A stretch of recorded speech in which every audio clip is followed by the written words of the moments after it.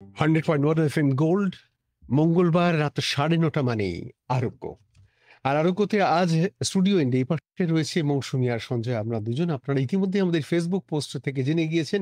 আজ স্টুডিওতে আমাদের অতিথি হিসেবে কে রয়েছেন এই শহরের প্রখ্যাত চিকিৎসক, critical care specialist doctor Soumen Das আমাদের অতিথি হিসেবে রয়েছেন। ডক্টর দাস, আপনাকে স্বাগত জানাচ্ছি আমাদের অনুষ্ঠানে। এবং আমাদের এই আজকের অনুষ্ঠানে আমরা ঠিক কি বিষয় নিয়ে কথা বলবো? হ্যাঁ, ক্রিটিক্যাল কেয়ার বিশেষজ্ঞ ডক্টর। তাহলে কি আমরা ক্রিটিক্যাল কথা বলবো? না, একদমই নয়। আমরা আজকে যেটা বলবো সেটা খুব সহজভাবে, সহজ করে জানতে চাই আমরা প্রত্যেকে, ঠিক সেই বিষয়টা নিয়েই কথা বলবো। বিষয়টা হচ্ছে, ওষুধ তো আমরা খাই, বিভিন্ন সময় বিভিন্ন রকমের ওষুধ খাই, আর সেই ওষুধ খাওয়ার সঠিক পদ্ধতিটা ঠিক কি, সেটা নিয়েই কিন্তু আজকে কথা হবে। ওষুধ খাওয়া নিয়ে কিন্তু আমাদের যত গোলমাল আমরা পাকাই এবং তারপরে ডাক্তারবাবুকে গিয়ে বলি কি, আপনি দেখলেন, আমাকে ওষুধ দিলেন, এত টেস্ট করালেন, সারলো না যে। এই সব কিছু নিয়েই কিন্তু আমাদের এই জটিলতাগুলো, নিজেদের মধ্যে তৈরি করা জটিলতাগুলো থেকে বেরোনোর জন্য ডক্টর দাসকে আমরা এই রাত্রিবেলা স্টুডিও রেন্ডে ডেকে এনেছি এবং সেসব নিয়ে কথা হবে। আপনারা জানেন আপনারা কিভাবে আমাদের সঙ্গে যোগাযোগ করবেন। 22488085 এই নাম্বারে সরাসরি ফোন করবেন। ইতিমধ্যে ফোন আসতে শুরু করে দিয়েছে। 9903059992 এই নাম্বারে হোয়াটসঅ্যাপ বা মেসেজ করতে পারেন। আর এক্ষুনি আপনারা দেখছেন দুটো Facebook live simultaneously, Akashvani Kolkata এবং 100.1 FM গোল্ডের এই ফেসবুক লাইভ দুটোতে কমেন্ট সেকশনে এসেও কিন্তু আপনারা কথা বলতে পারেন। আমাদের আজকের বিষয় ওষুধ খাওয়ার সঠিক পদ্ধতি। একদমই তাই। এবং প্রথমেই যে প্রশ্নটা আমরা করব আপনাকে, সেটা হচ্ছে যে সবচেয়ে বেশি ভুল কি করেন রোগীরা? মানে আপনার কাছে ধরা পড়ে এমন কি কি ভুল ওষুধ খাওয়া নিয়ে? ওষুধ খাওয়া নিয়ে সবচেয়ে বড় ভুল যেটা হয় যে যে কোনো ক্রনিক অসুস্থতা যেগুলোতে ওষুধ অনেক দিন ধরে খেতে হবে বা খেয়েই যেতে হবে, সেগুলো অনেকে যখন অসুখটা একটু কন্ট্রোলে এসেছে তখন সেই ওষুধটা বন্ধ করে দেন। এটা স্পেশালি আমি দেখেছি যাদের ব্লাড প্রেশার বেশি আছে তাদের ক্ষেত্রে, যে ব্লাড প্রেশার এখন নর্মাল হয়ে গেছে সুতরাং ওষুধটা বন্ধ রাখলেই হয়, বন্ধ করে দেয়। সুগারের ক্ষেত্রেও হয় এবং নিজেরাই বন্ধ করে দেন। এটা কোনো ডাক্তার বলেন না যে বন্ধ করতে, কিন্তু ওরা নিজেরাই বন্ধ করে দেন। একদম শুরুতে একজন বন্ধু এসে গিয়েছেন, সরাসরি তাকে নিয়ে। হ্যালো, নমস্কার। না, ছিলেন আমাদের সাথে, কিন্তু এই মুহূর্তে নেই। 22488085 এই নাম্বারে আপনারা আমাদেরকে ফোন করছেন। 100.1 FM গোল্ড টিউন করেছেন আপনি, ফ্রিকোয়েন্সি ওইটাই শুনছেন। তবে ফেসবুকে যারা আছেন তাদেরকে বলি, 100.1 FM গোল্ডের যে অফিসিয়াল পেজ রয়েছে এবং আকাশবাণী কলকাতার যে অফিসিয়াল পেজ রয়েছে, এই দুটো পেজ থেকে কিন্তু একদম সরাসরি আমরা রয়েছি। মৌসুমী সঞ্জয়, আর অবশ্যই আমাদের সাথে রয়েছেন doctor Soumen Das, critical care বিশেষজ্ঞ। ওষুধ খাওয়ার সঠিক পদ্ধতি নিয়ে কথা হচ্ছে। এই যে আমরা ওষুধ খাই, যে মৌসুমী যে কথাটা বললো যে আমরা সবচেয়ে যে ভুলটা করে থাকি, এক্ষেত্রে ঠিক উল্টো দিকের একটা প্রশ্ন করি। যে কোনো ওষুধ খেতে গেলে প্রেসক্রিপশন কি মাস্ট? নিশ্চয়ই, একদম। প্রেসক্রিপশন ছাড়া ওষুধ আমাদের দেশে অবশ্য সবই পাওয়া যায়, কিন্তু প্রেসক্রিপশন ছাড়া ওষুধ খাওয়াটা ঠিক নয়। প্রেসক্রিপশন মানে হচ্ছে কোন ওষুধটা কখন খেতে হবে, কিভাবে খেতে হবে, এই ব্যাপারটা লেখা থাকে এবং কতদিন ধরে খেতে হবে সেটাও লেখা থাকে।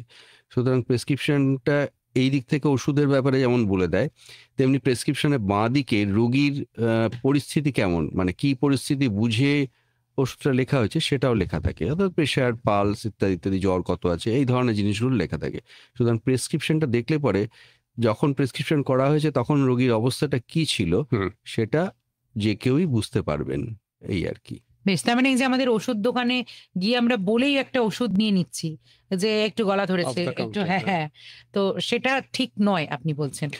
বেশিরভাগ ক্ষেত্রেই ঠিক নয়, স্পেশালি অ্যান্টিবায়োটিকের ক্ষেত্রে তো বটেই।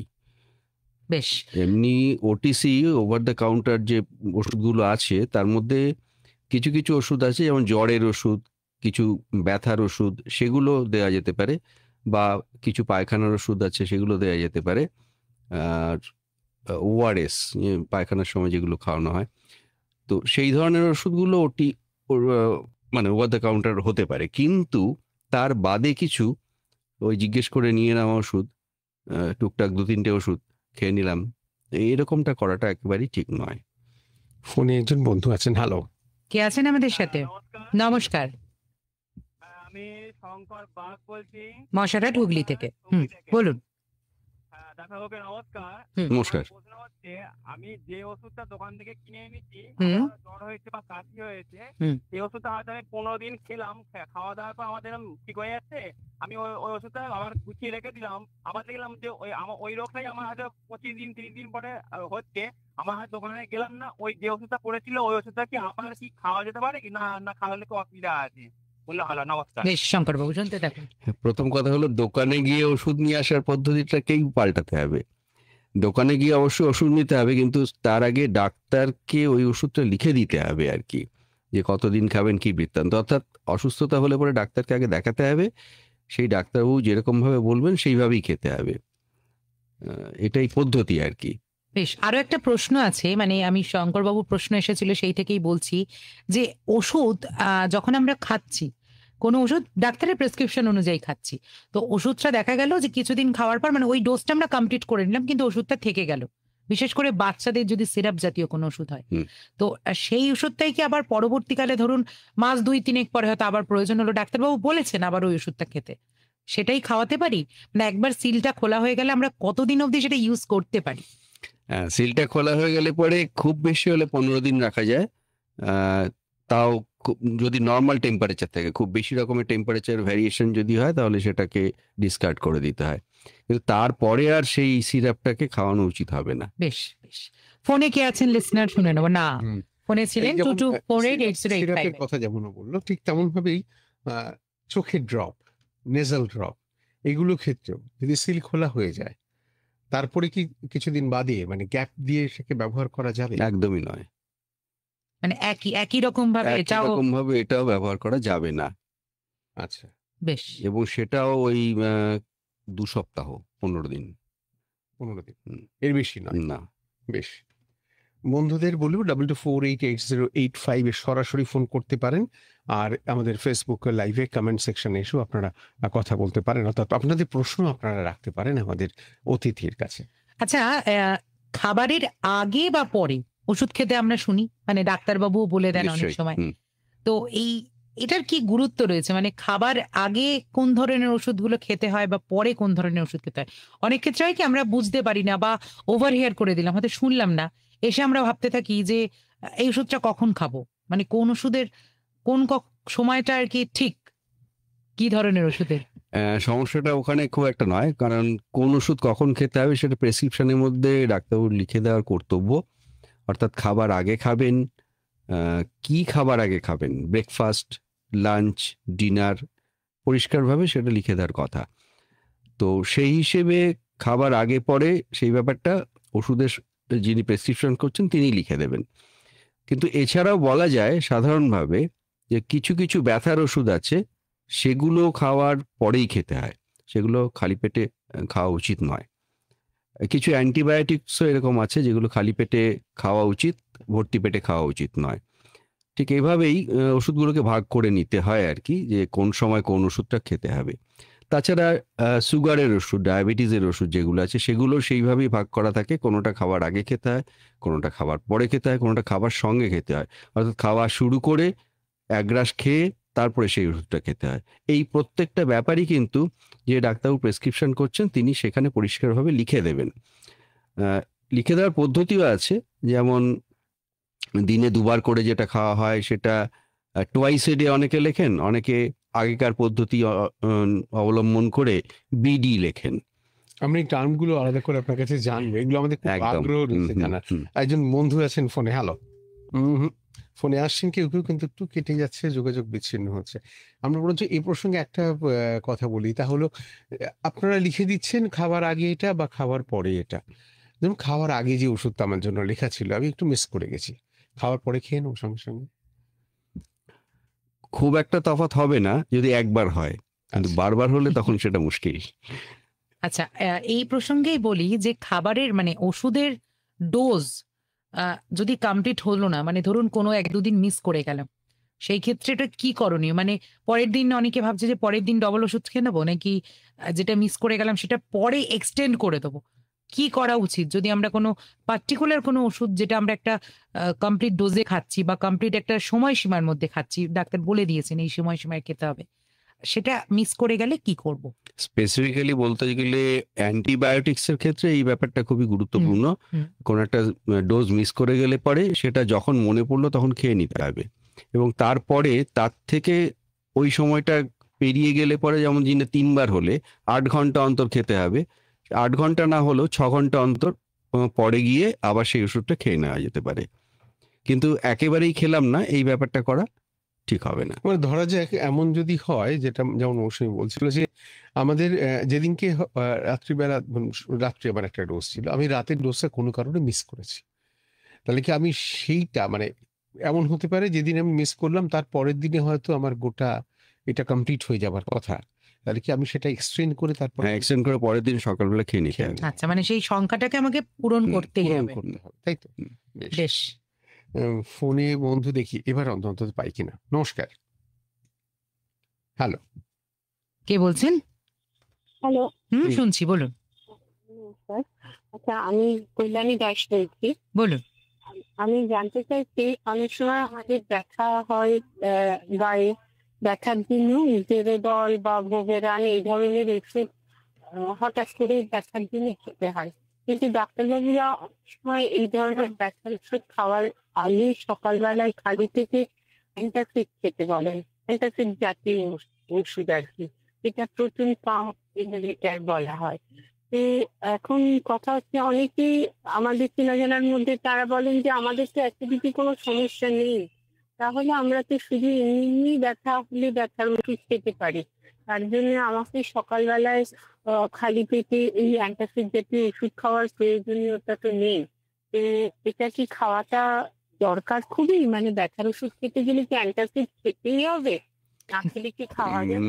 ব্যাপারটা হলো যে শুনতে ব্যথার ওষুধটা যদি নিয়মিত খেতে হয়, হুম, ধরুন 4-5 দিন, 5-6 দিন, সেক্ষেত্রে এই ধরনের একটা পিপিআই আমরা বলি, সেই জিনিসটা দেয়া হয় এবং সেটা খাওয়াটা বাঞ্ছনীয়। কিন্তু যদি ব্যথাটা কখন হবে সেটা তো জানা নেই, এরকম যদি ঘটে যে হঠাৎ ব্যথা হলো, আপনি তখন একটা ওষুধ খেতে চাইছেন, তার আগে আপনি সকালবেলায় উঠে তো একটা ওরকম কিছু খেয়ে নিতে পারেন না, কারণ আপনি আগে ভাগে জানেন না যে দুপুরবেলা আপনার ব্যথাটা হবে। সেক্ষেত্রে কিন্তু ওই খাবার পরে যে ব্যথার ওষুধটা এসওএস করে রাখা আছে সেটা আপনি খেতে পারেন। বেশ। আচ্ছা, কোনো ওষুধ যখন খাচ্ছি, মানে ধরুন অনেকগুলো ওষুধ একসঙ্গে খাচ্ছি, অনেক রকমের রোগ ব্যাধি বাঁধিয়ে রেখেছি, তো সেই ক্ষেত্রে যখন অনেকগুলো ওষুধ একসঙ্গে খাচ্ছি, বিশেষ কোনো সাবধানতা অবলম্বন করতে হয়, বা কোনো ওষুধ কেমন রয়েছে যেটা আগে খেতে হয় পরে খেতে হয়, এমন কি কিছু রয়েছে? বা আরো একটা প্রশ্নের সাথে জুড়ে দেবো, অনেকে আছে সব ওষুধ একসঙ্গে দিয়ে জল দিয়ে খেয়ে নেন, সেটা কি ঠিক? না, সব ওষুধ একসঙ্গে জল দিয়ে খেয়ে নেওয়াটা একটু বিপজ্জনক। সব ওষুধের ওজন সমান হয় না, কাজেই একসঙ্গে যে শর্ট করে গলা দিয়ে নেমে যাবে সেটা নাও হতে পারে। কোনোটা ট্যাবলেট হতে পারে, কোনোটা ক্যাপসুল হতে পারে। ক্যাপসুল হলে সেটা ভাসতে থাকবে, তখন একটা অসুবিধা হবে। আমার মনে হয় একটা একটা করে খাওয়াই ভালো। আর দ্বিতীয়ত, কোন ওষুধগুলো একসঙ্গে খাওয়া যাবে সেটা যে ডাক্তারবাবু প্রেসক্রিপশনটা দিয়েছেন তিনি ভালো করে জানবেন, তিনি সেইভাবেই সময় নির্দেশ করে দেবেন যে এই ওষুধগুলো একসঙ্গে খাবেন। যেমন সকাল 6টার সময় এগুলো খাবেন, দুপুর 2টোর সময় এইগুলো খাবেন, এরকম করে লেখা থাকবে, এবং সেইগুলো ফলো করলে পরে আমার মনে হয় না কোনো অসুবিধা হবে আর কি। তখন 3টে বা 4টে যাই ওষুধ খাওয়া হোক, সেটা একসঙ্গে খাওয়া যেতে পারে। বেশ, আমাদের হোয়াটসঅ্যাপেও কিন্তু মেসেজ এসেছে। সীমা দাস, তিনি দমদম ক্যান্টনমেন্ট থেকে জানতে চেয়েছেন আমাদের হোয়াটসঅ্যাপে মেসেজ করে যে ক্যালসিয়াম ট্যাবলেটের এক নাগাড়ে খেতে নেই, ডাক্তারবাবুরা বলে থাকেন, তাহলে কটা ট্যাবলেট খাওয়ার পর বন্ধ করে দিতে হবে, আবার কতখানি গ্যাপ দেওয়ার পর আবার খাওয়া আমরা শুরু করতে পারি? হ্যাঁ, এই ব্যাপারটাও যিনি প্রেসক্রাইব করছেন তিনি ভালো বলতে পারবেন। তবে আমরা সাধারণতভাবে যেটা ফলো করি সেটা হচ্ছে যে মোটামুটি 1 মাস মতন ক্যালসিয়াম ট্যাবলেট খাওয়ার পরে 10 দিন 15 দিন সেটাকে বন্ধ রাখা হয়, তারপরে আবার খেতে দেওয়া হয়। ক্যালসিয়াম ট্যাবলেট বলতে শুধু ক্যালসিয়াম ট্যাবলেট তো সাধারণত কেউ দেয় না, তার সঙ্গে আরো অনেক ভিটামিন টিটামিন মেশানো থাকে। সেগুলোও কিন্তু মাথায় রাখতে হবে যে এটা সেটা বন্ধ করা যাবে কিনা। যদি তা না হয় তাহলে আলাদা করে সেই ভিটামিনটা খাওয়ার বন্দোবস্ত করতে হবে। ফোনে কে আছেন? সরাসরি চলে যাব। নমস্কার, হ্যাঁ, নমস্কার। বলুন। দাদা, দিদি, ডাক্তারবাবু, আপনার নমস্কার নমস্কার। জানাই। আপনাকে নমস্কার জানাই। আপনি কে বলছেন? কে বলছেন? কোথা থেকে বলছেন? লক্ষ্মীবাবু, আপনার দিদি কাছে, বলছেন। লক্ষ্মী মজুমদার, হুম। বেলগুড়িয়া থেকে বলছি। হ্যাঁ, বলুন। বলছি ডাক্তারবাবু, হুম। আমার নার্ভের আমার আছে। আমি ডাক্তার বলেছে যে ঘুমের ওষুধটা খাওয়ার আগে খেতে। যদি ভুলে যাই, সেটা যদি খাওয়ার পরে খাই, সেটা কি অসুবিধা হবে কি? খুব একটা অসুবিধা হবে না। অসুবিধা হবে না না? না। না। আরেকটা প্রশ্ন হচ্ছে, আমার একসঙ্গে তার খাবার পরে 3টে ট্যাবলেট খাওয়ার কথা বলেছে। আমি একসঙ্গে 3টে ট্যাবলেট একসঙ্গে খাই, তা অসুবিধা হবে কি? যদি ডাক্তারবাবু বলে থাকেন একসঙ্গে খেতে, তাহলে নিশ্চয়ই কোনো অসুবিধা হবে না, খেতেই পারেন।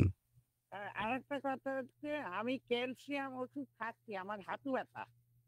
হ্যাঁ, হুম। আমি হোমিওপ্যাথি ওষুধ খাচ্ছি, কিন্তু ক্যালসিয়াম হোমিওপ্যাথি ওষুধ ডাক্তারবাবুকে বললাম যে আরো খেতে হবে, বলে কি হ্যাঁ হোমিওপ্যাথি ওষুধ, ক্যালসিয়াম ওষুধ আপনার, তার সাথে ডাক্তার ওষুধও খেতে হবে।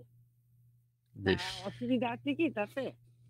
না, ডাক্তারবাবু যদি আমি- বলে থাকেন। আমি এই ব্যাপারটা খুব বেশি মতামত দিতে পারবো না। হ্যাঁ, যেরকম ডাক্তারবাবু বলেছেন সেটাই আপনি করে যান, তারপরে যা কিছু সুবিধা অসুবিধা ওনার সঙ্গে কথা বলে নেবেন। আমাদের ফেসবুকে লাইভ যারা দেখছেন সেখান থেকে এক বন্ধু আমাদের কমেন্ট সেকশনে গিয়ে কমেন্ট করেছেন, সৌভিক সরকার। তিনি বলছেন ওষুধের মধ্যে লেখা থাকে স্টোর বিলো 25 ডিগ্রি অথবা স্ল্যাশ দিয়ে 30 ডিগ্রি সেলসিয়াস, কিন্তু গরমকালে ঘরের টেম্পারেচার বেশি থাকে, তাহলে কি ওই ওষুধগুলো কিনে আনার পরেই নষ্ট হয়ে যায়? মানে স্টোর কিভাবে করবেন, এবং স্টোর করার পদ্ধতিটা যদি না মেনটেন করি, সেটা কি কার্যকরতা কমে যায়? হ্যাঁ, নিশ্চয়ই। স্টোর করার পদ্ধতিতে গন্ডগোল হলে পরে কার্যকারিতা কমে যাবে, এটাই স্বাভাবিক। কিন্তু আমাদের অ্যাম্বিয়েন্ট টেম্পারেচার সাধারণত ঘরের মধ্যে অতটা হয় না, মানে 30-এর ওপর পেরিয়ে চলে যাচ্ছে এরকমটা হয় না, যদি না সেটাকে বাধ্যতামূলকভাবে রোদের মধ্যে ফেলে রাখা হয়। সাধারণত যে টেম্পারেচার আমাদের ঘরে টরে থাকে সেটা, তাতে এই ওষুধগুলো স্টেবল থাকে। ফোনে বন্ধু বেশ। আছেন একজন। হ্যালো, নমস্কার। হ্যালো, হ্যাঁ, হ্যাঁ, কে শুনছি, বলছেন? বলুন। নমস্কার আপনাদের দাদা দিদিকে নমস্কার, ডাক্তারবাবুকে নমস্কার। হুম। বলুন। নমস্কার। আমি আমার কাছে দুটি প্রশ্ন জানবো। আগে আপনার রেডিও সেটের ভলিউমটাকে কমাতে হবে একদম। আমরা যে হ্যালো, শুনছি, বলুন। হ্যাঁ বলছি যে আমি একটা কথা জিজ্ঞেস করছি ডাক্তারবাবুকে। হুম। আমাদের যে অ্যাসিডিটি হলে, মানে যে অ্যাসিডিটি যখন হয় বা যে ট্যাবলেট ডাক্তারবাবুরাই দেন, ওনারা যে বলেন যে চিবিয়ে খেতে, ওটা খেয়ে নেবেন। তা ধরুন এমন এমন ওষুধ আছে যেটা চিবিয়ে খেলে একটু খুব গন্ধ বা অসহ্য লাগে, তা গিলে খেলে বা চিবিয়ে খেলে তার অসুবিধা, এটা কোথায়? এইটা ডাক্তারবাবুকে জানতে চাইছি। আর একটা আমি জানতে চাইছি, যেটা আমি মানে দুপুরে খাওয়ার পর একটু করে জোয়ান খাই, বা রাত্রিরে খাওয়ার পর একটু করে সামান্য একটু করে জোয়ান খাই, এটা আমার অভ্যাস আছে, অনেকদিন খাই। এতে কি কোনো ক্ষতি হয় কি শরীরের? আচ্ছা, আমরা একটা কথা জানতে চাইছি, আপনি কে বললেন? আমি বিজয় দালাল, নালিকুল বন্দিপুর হুগলি থেকে বললাম। বেশ, বেশ, বিজয়বাবু বিচার শুনতে শুনতে থাকুন। প্রথম কথা হলো, সব অম্বলের ওষুধ কিন্তু চিবিয়ে খাওয়ার কথা নয়। কিছু কিছু ওষুধ আছে যেগুলো চিবিয়ে খেতে বলা হয়, সেগুলো চিবিয়ে খেলেই ভালো কাজ হবে, এবং সেগুলো খেতে খুব একটা খারাপ নয়। আর যেগুলো চিবিয়ে খাওয়ার ওষুধ নয়, সেগুলো যদি ভুলক্রমে চিবিয়ে কেউ খান, তাহলে তো সেটা একটা বাজে ব্যাপারই হবে। তো সেটা ভালো করে জেনে নিতে হবে যে আপনি কি ওষুধটা চিবিয়ে খাবেন আর কোনটা গিলে খাবেন। জোয়ান খেলে? জোয়ান খেলে জোয়ান খেলে এমনিতে কিছু খারাপ কিছু হওয়ার কথা নয়, কিন্তু অনেক সময় কনস্টিপেশন দেখা দেয়, কোষ্ঠকাঠিন্য হয়। অতিরিক্ত খাওয়াটা হয়তো ঠিক না। হ্যাঁ, আর জোয়ান সাধারণত শুধু জোয়ান খাওয়া হয় না, তার সঙ্গে একটু নুন টুন মিশিয়ে খাওয়া হয়। কাজেই যাদের ব্লাড প্রেশার বেশি থাকে তাদের সেটা একটু অ্যাভয়েড করলেই ভালো হয়। যারা সবেমাত্র টিউন করলেন তাদেরকে বলি যে আজকের আমাদের আরোগ্যতে ওষুধ খাওয়ার সঠিক পদ্ধতি নিয়ে কথা হচ্ছে। রয়েছেন বিশিষ্ট ডক্টর, ক্রিটিক্যাল কেয়ার বিশেষজ্ঞ ডক্টর সৌমেন দাস। তিনি আছেন আমাদের সাথে, এবং ওষুধ কিভাবে খাবো না, আর কোন সময় খাবো না, সবকিছু নিয়েই কিন্তু তিনি আমাদেরকে উত্তর দিচ্ছেন। আপনারা যদি এই ওষুধ খাওয়ার সঠিক পদ্ধতির মধ্যে কোনো কিছু জানতে চান, তাহলে কিভাবে যোগাযোগ করবেন? যোগাযোগ করবেন 9903059992 এই নাম্বারে হোয়াটসঅ্যাপ করে, অথবা 22488085 এই নাম্বারে, অথবা আমাদের ফেসবুকে যে দুটো লাইভ মানে চলছে দুটো পেজ থেকে, অ্যাকচুয়ালি 100.1 FM গোল্ডের পেজ থেকে সরাসরি আপনারা শুনতে দেখতে দুটোই পাবেন, এবং তার সাথে আরো একটা আকাশবাণী কলকাতার পেজ থেকে সরাসরি দেখতে শুনতে দুটোই পাচ্ছেন। সেখানে কমেন্ট সেকশনে গিয়েও কিন্তু আপনাদের যদি কোনো রকম প্রশ্ন থাকে সেটা করতে পারেন। কুলপি সাউথ 24 পরগনা থেকে সুজিত মণ্ডল বলছেন, সুগারের ওষুধ কি খেতে খেতে বন্ধ করা যায়? সুগারের ওষুধ খেতে খেতে বন্ধ করা যায়, কথাটার মানেটা আমি ঠিক বুঝতে পারলাম না। সুগারের ওষুধ, যার সুগার হয়েছে বলে কনফার্ম, তাকে তো ওষুধ খেয়েই যেতে হবে। অনেক সময় সেই ওষুধে কাজ না হলে তখন অন্য ওষুধে যাওয়া যেতে পারে, বা ওষুধে যদি কাজ না হয় তখন ইনজেকশন, ইনসুলিন নিতে হতে পারে। এই বন্ধ করার ব্যাপারটা বোধহয় যাবে না আর কি। মানে যিনি ডাক্তারবাবু তিনিই বলবেন, হ্যাঁ, তিনিই বলতে পারবেন। আর অ্যাডভাইস মতোই। আমাদের ফেসবুকের যে লাইভ চলছে সেখানে কমেন্ট সেকশন থেকে একটা কমেন্ট এবার আপনার জন্য, সেটা হচ্ছে যাদবেন্দ্র পণ্ডা, জুখিয়া বাজার, কাঁথি, পূর্ব মেদিনীপুর থেকে। তিনি আমাদের কমেন্ট করে জানতে চেয়েছেন, তিনি বলছেন যে একটু হঠাৎ করে ঠান্ডা লেগে জ্বর হলেই তিনি প্যারাসিটামল খান, প্যারাসিটামল 650। সেটা ঠিক কত ঘন্টা অন্তর এবং কতদিন অন্তর খাওয়া উচিত, আর তার জন্য কি কোনো গ্যাসের ওষুধ খাওয়া উচিত ওই ওষুধটার সাথে? প্যারাসিটামল 650 এমনিতে খুব সেফ ওষুধ, যদি লিভারের কোনো সমস্যা না থাকে, এবং সেটা সারাদিনে 4টে অবধি খাওয়া যায়, মানে 6 ঘন্টার তফাতে খাওয়া যেতে পারে। এই, আর কোনো রকম অ্যান্টাসিড খাওয়ার কোনো দরকার হয় না। আচ্ছা, এই যে আমরা যাদবেন্দ্র বাবুর প্রশ্ন সূত্র ধরে আরো একবার বলি যে কোনো ওষুধ ধরুন আমাদের সকালে বিকেলে খেতে বলেছে, তার মানে একটা 12 ঘন্টার গ্যাপের আমাদের খাওয়ার একদম, কথা। হুম। সেই ক্ষেত্রে যদি ধরুন আমরা হয়তো খেতে ভুলে গেলাম, হয়তো দুপুরে খাওয়ার পরে একটা, পরে আবার রাত্রে খাওয়ার পরে সেটা ধরুন খেতে ভুলে গেলাম, আমাদের সন্ধেবেলা হঠাৎ করে মনে পড়লো এই রে ওষুধটা তো আমরা লাঞ্চের পর খেতে ভুলে গেছি, সেটা কি সেই সময় খেয়ে নেওয়া যায়? মানে এরপর তো আবার ডিনারের পর খাবো যখন একটা। মনে পড়বে তখন খেয়ে নাই ভালো। আর পরের ডোজটা খানিকটা পিছিয়ে দেওয়া যেতে পারে, আচ্ছা, কিন্তু একেবারে বন্ধ করে দেওয়া সেটা ঠিক হবে না, যদি সেটা অ্যান্টিবায়োটিক হয়। বেশ। ফোনে বন্ধু আছেন, হ্যালো। কে আছেন আমাদের সাথে? হ্যাঁ, আমি কন্যাগড় থেকে সঞ্জয় ভট্টাচার্য বলছি। বলুন সঞ্জয় বাবু। আমি দীর্ঘদিনের সুগার পেশেন্ট। হুম। আমি নিয়মিত অ্যালোপ্যাথিক ওষুধের ডাক্তারের ওষুধই খাই, এবং আমি অল্টারনেটিভ কোনো মেডিসিন ইউজ করি না, করতে পছন্দ করি না। আমি ভাবি যে সাইন্টিফিক মেডিসিনই এটা, অনেক কিছু বলে কিন্তু আমি কিছু করি না, আয়ুর্বেদিক, হোমিওপ্যাথিক এসব কিছু করি না। ঠিক আছে, এটা আমার প্রশ্ন নয়। প্রশ্নটা হচ্ছে আমার না প্রচুর ওষুধ খেতে হয়, ইনসুলিনও নিতে হয়। তো এই যে আমি ওষুধের দোকান থেকে ওষুধ কিনি, আর এই যে অল্টারনেটিভ এই আয়ুষ্মান ভারত বা আরো যেসব করেছে সেই সবের জেনারিক মেডিসিন, এই যে তফাৎটা, এত তফাৎ, আমি বুঝতে পারি না কার্যকারিতাটা কি। মানে আমি যেটা করছি সেটা ভুল করছি না ওটা ঠিক করছি। কেন আমি যদি দেখি যে আমার 5 টাকায় ওষুধটা হচ্ছে, সে জায়গায় আমি 50 টাকা কেন দেবো? কিন্তু অথচ বাজারে সব আছে, আমি কি করব? আমি 50 টাকার ওষুধই খাই, আমি 5 টাকার ওষুধে যাই না। কিন্তু এরকম ডিফারেন্স কেন হবে? একটাই তো মেডিসিন হওয়া উচিত, সরকারের পক্ষ থেকে তো একই রকম দামই দেওয়া উচিত। আমাকে কেন পরীক্ষা দিতে হবে যে আমি কোন ওষুধটা খাবো, কোনটার কার্যকারিতা বেশি, কোনটার কম? এটা আমার খুব কনফিউশন লাগে, প্লিজ ক্ল্যারিফাই। হ্যাঁ। আর আপনি যেগুলো বলেছেন সেগুলো সব শুনেছি, ভালো লেগেছে। বেশ, ধন্যবাদ, শুনতে ধন্যবাদ। থাকুন। ধন্যবাদ। হ্যাঁ, ব্যাপারটা হলো এটা এমন একটা বিষয় যেখানে আমাদের মন্তব্য করার খুব একটা জায়গা নেই। মানে ওষুধ কেন, ওষুধ খাবার সবকিছুই স্ট্যান্ডার্ডটা একই হওয়া উচিত, দামের ওপর নির্ভর না করে। কিন্তু যে কোনো কারণেই হোক ব্যাপারটা আমাদের এখানে তা ঘটে না। একই ওষুধ নানা জায়গায় নানা রকম স্ট্যান্ডার্ডে পাওয়া যায়, এবং সেগুলো যে যেভাবে পারে সেইভাবে সেগুলো কনজিউম করে, এবং ফলাফলও ঠিক কোনোটাতে ঠিক মতো হয় না, কোনোটাতে ঠিক মতো হয়, কারুর বা দুর্দান্ত ফল হয়। কাজে এই ব্যাপারে খুব একটা কিছু বলা যাবে না। এ ব্যাপারে আপনার যা মোটামুটি অভিজ্ঞতা, তার উপর নির্ভর করে আপনাকে চলতে হবে। অভিজ্ঞতা শুধু না, পকেটের অবস্থাও, এই সবটা নিয়েই চলতে হবে। আমাদের ফেসবুকের কমেন্ট সেকশন থেকে লাইভ যে অনুষ্ঠানটা যাচ্ছে সেখানে আরো একজন কমেন্ট করেছেন। তিনি বলছেন কি ধরনের ওষুধ বেশি খেলে বিভিন্ন সাইড এফেক্ট হতে পারে? রিয়াঙ্কা মণ্ডল সম্ভবত তার ফেসবুকের নাম। কি ধরনের ওষুধ খেলে সাইড এফেক্ট হতে পারে? ওষুধ খেলেই সাইড এফেক্ট, কোন ওষুধে হয়তো সাইড এফেক্ট হয় তিনি সেটা বলতে চাইছেন। সব ওষুধেই সাইড এফেক্ট হয়, শুধু ওষুধ কেন, খাবারেও হয়। মানে যে কোনো একটা খাবারের নাম করুন না, যেটা ভালো খাবার, পুষ্টিকর খাবার, সেটা যদি বেশি খাওয়া হয় তার তো সাইড এফেক্ট হবে। সুতরাং সাইড এফেক্ট ওষুধের খেলে পরে হতেই পারে, কিন্তু সেই সাইড এফেক্টটা ভালো না এফেক্টটা ভালো, সেইটা দাঁড়িপাল্লায় পরিমাপ করেই ওষুধগুলোকে খাওয়ানো হয়। সুতরাং সাইড এফেক্ট তো হতে পারে আর কি, ওষুধ হলেই হতে পারে। বেশ, ফোনে বন্ধু আছেন। হ্যালো, নমস্কার। নমস্কার। বলুন।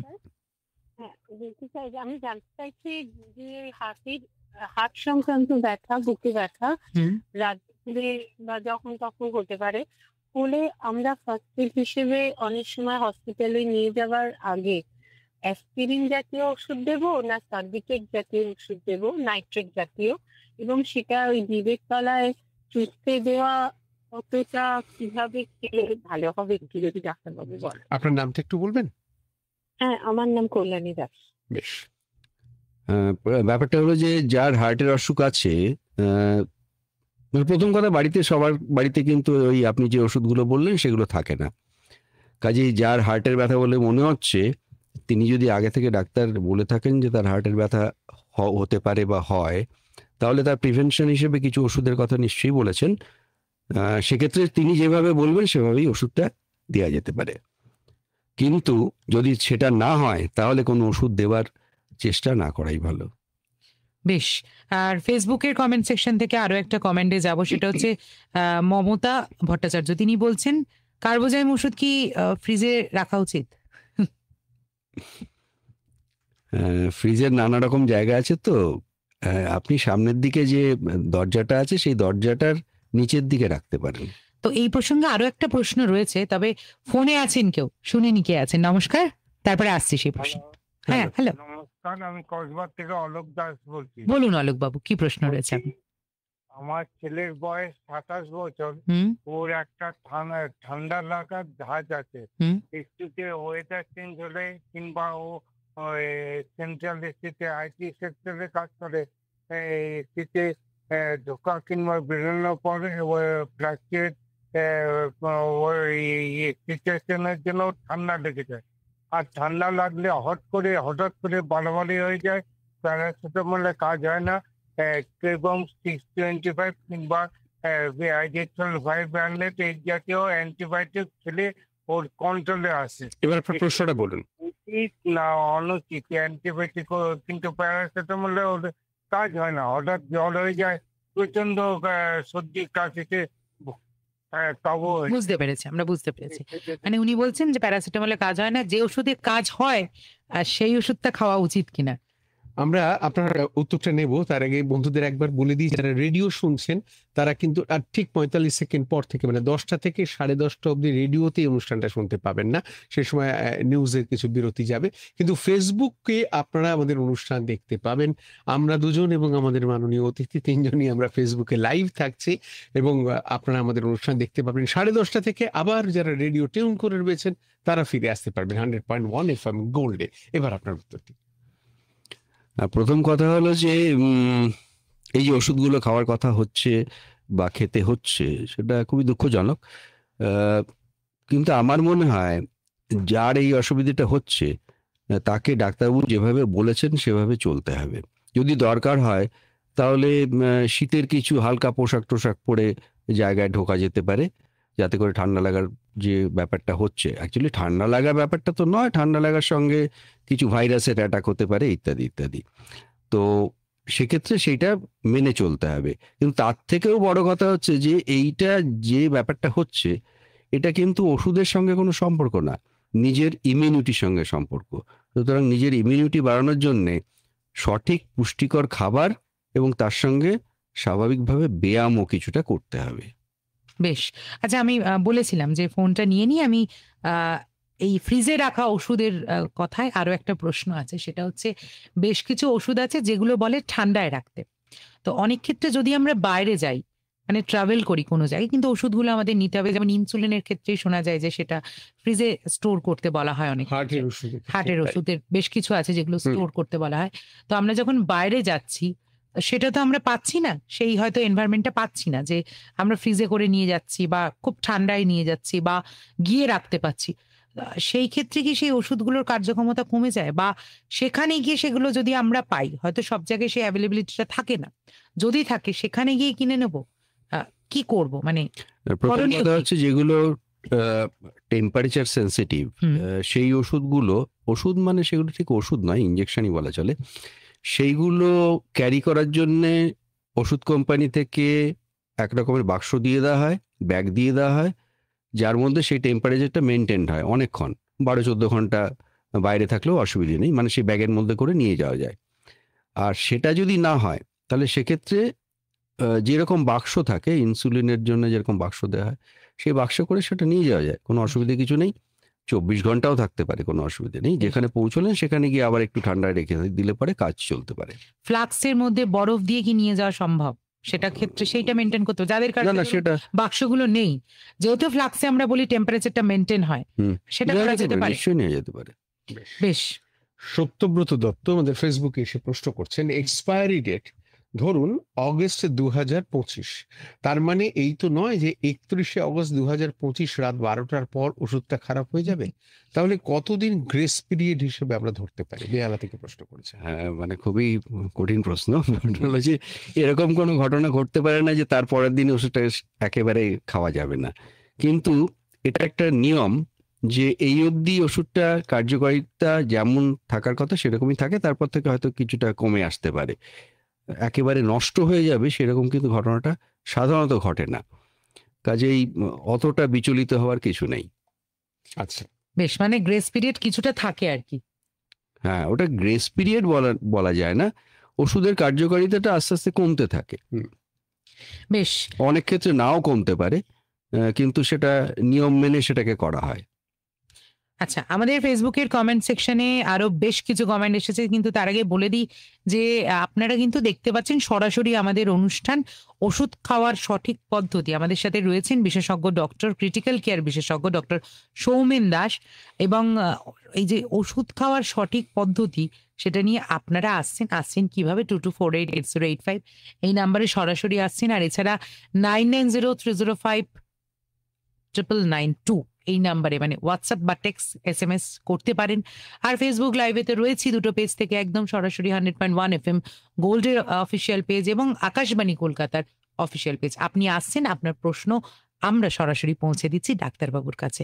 ঠিক এই মুহূর্তে অপর্ণা ঘোষ ফেসবুক লাইভের কমেন্ট সেকশনে গিয়ে বলছেন যে আমার হাজবেন্ডের প্রেশার ভীষণ ফ্ল্যাকচুয়েট করছে, নানান টেস্ট হয়েছে, ডাক্তারবাবু এখন ওষুধ বন্ধ করে দিয়েছে, বলেছে 2-4 দিন অন্তর মেপে দেখতে। সেক্ষেত্রে বাড়িতে ব্যবহার করা অটোমেটিক প্রেশার মনিটরের রিডিং কতটা নির্ভরযোগ্য? পুরোটাই নির্ভরযোগ্য, এটা বলার বাহুল্য। দিব্যি ব্যবহার করা যাবে, এবং সেখানে বাড়িতে যে প্রেশার মেশিন আছে অটোমেটিক, সেটার মধ্যে আমরা আরেকটা সুবিধে পাই, সেটা পালসটাও দেখতে পাই। কাজে এই দুটোই নোট করে রাখলে পরে আপনার ডাক্তারবাবু পরবর্তীকালে চিকিৎসা করতে সুবিধা হবে। বেশ। ফোনে একজন বন্ধু আছেন। হ্যালো, কে আছেন আমাদের সাথে? নমস্কার। হ্যালো। হ্যালো। হ্যাঁ বলুন, কে বলছেন? হ্যালো। আমি শুনতে পাচ্ছি, বলুন বলুন।